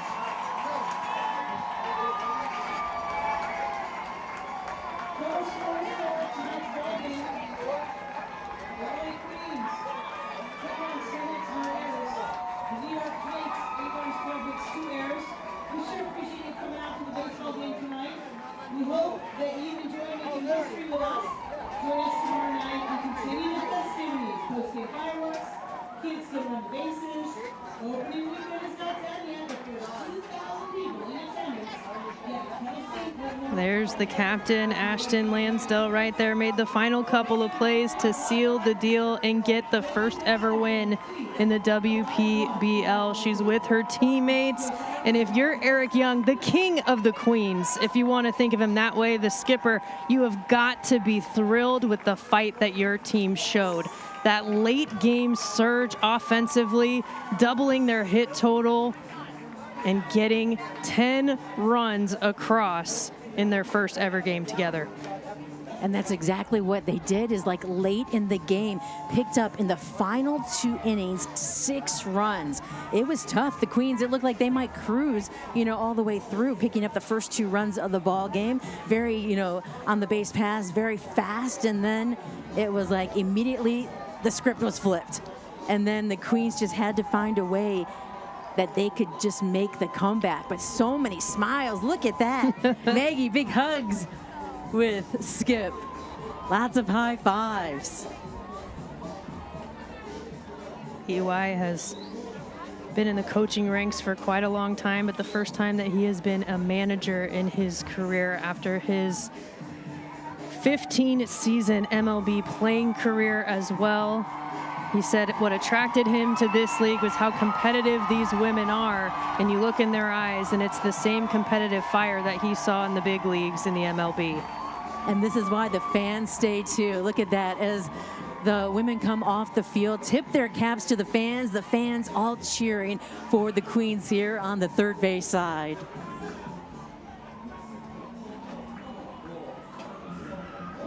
I think after that first pitch, just like you said, we all just exhaled. We were stepping into history today, and everybody felt it. Even though we had a rain delay at the top, it was a good rain delay where everyone still got to enjoy just being here, picking up, all their merch, settling in. That way they didn't miss anything. They didn't miss the pregame ceremonies, nothing at all, and staying all the way to the very end. Lots of hugs. Look at that. I think a special thing that we saw today was just fans of all ages as well. We saw some icons from the AAGPBL, like Maybelle Blair throwing out the first pitch, one of a few who did it. We see the young fans saying, oh, I already have a favorite player on one of these teams that I'm cheering for, traveling all this way to come here. It is generational. Yeah, generation to generation to generation. They passed that torch. They had an actual torch on the field for opening ceremonies.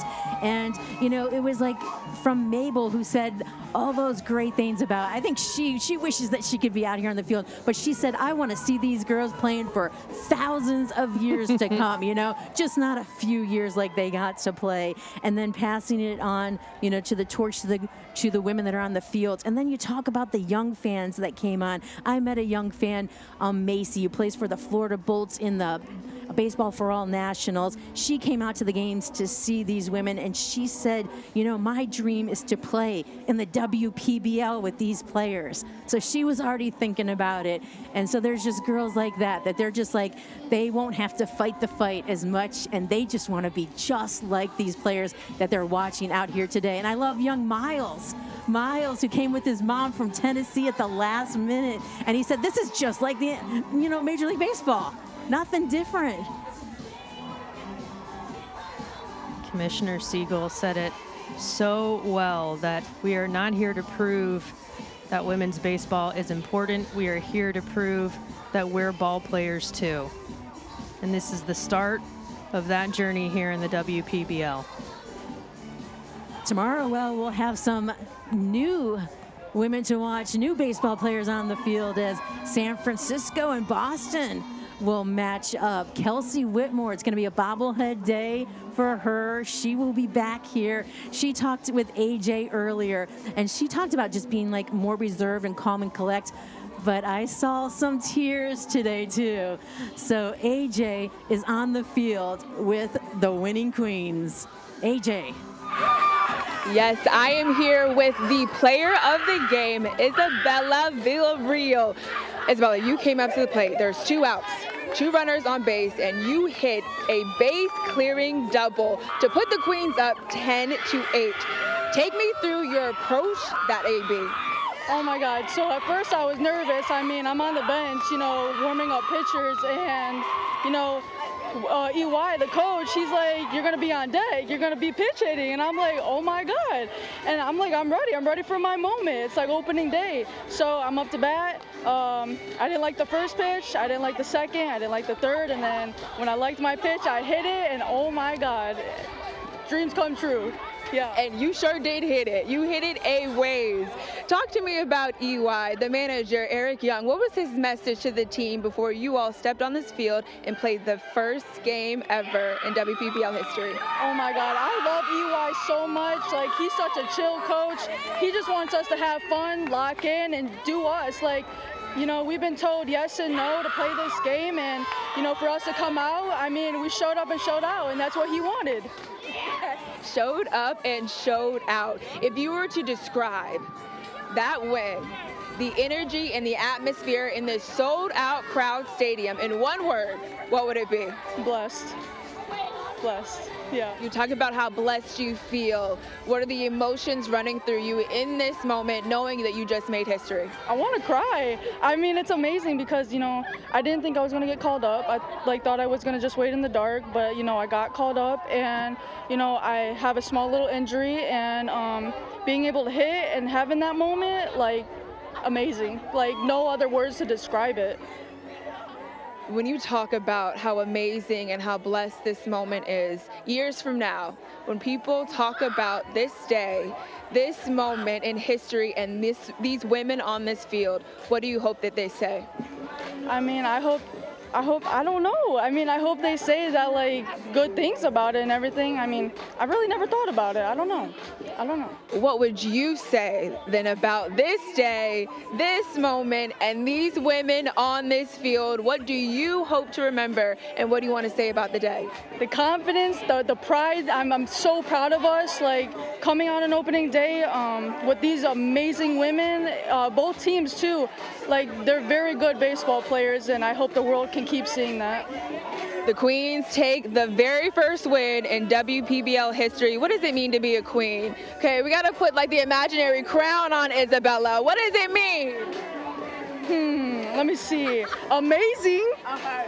Oh, we're going with amazing. All things amazing here for the Queens. Isabella, congratulations, the player of the game, and your first win in WPBL history. All right, well, tonight's our Dick's Sporting Goods Player of the Game. You just heard from her, Isabella Villarreal, and you're just seeing her right here on the screen.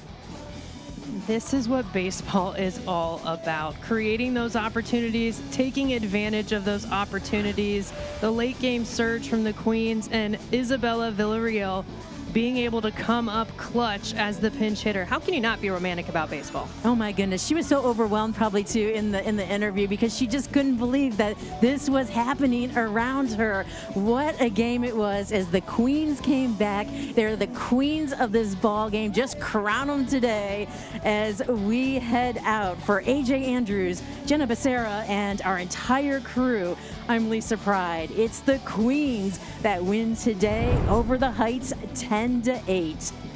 The first game of the Women's Professional Baseball League is in the books. We'll see you tomorrow for the Boston and San Francisco game.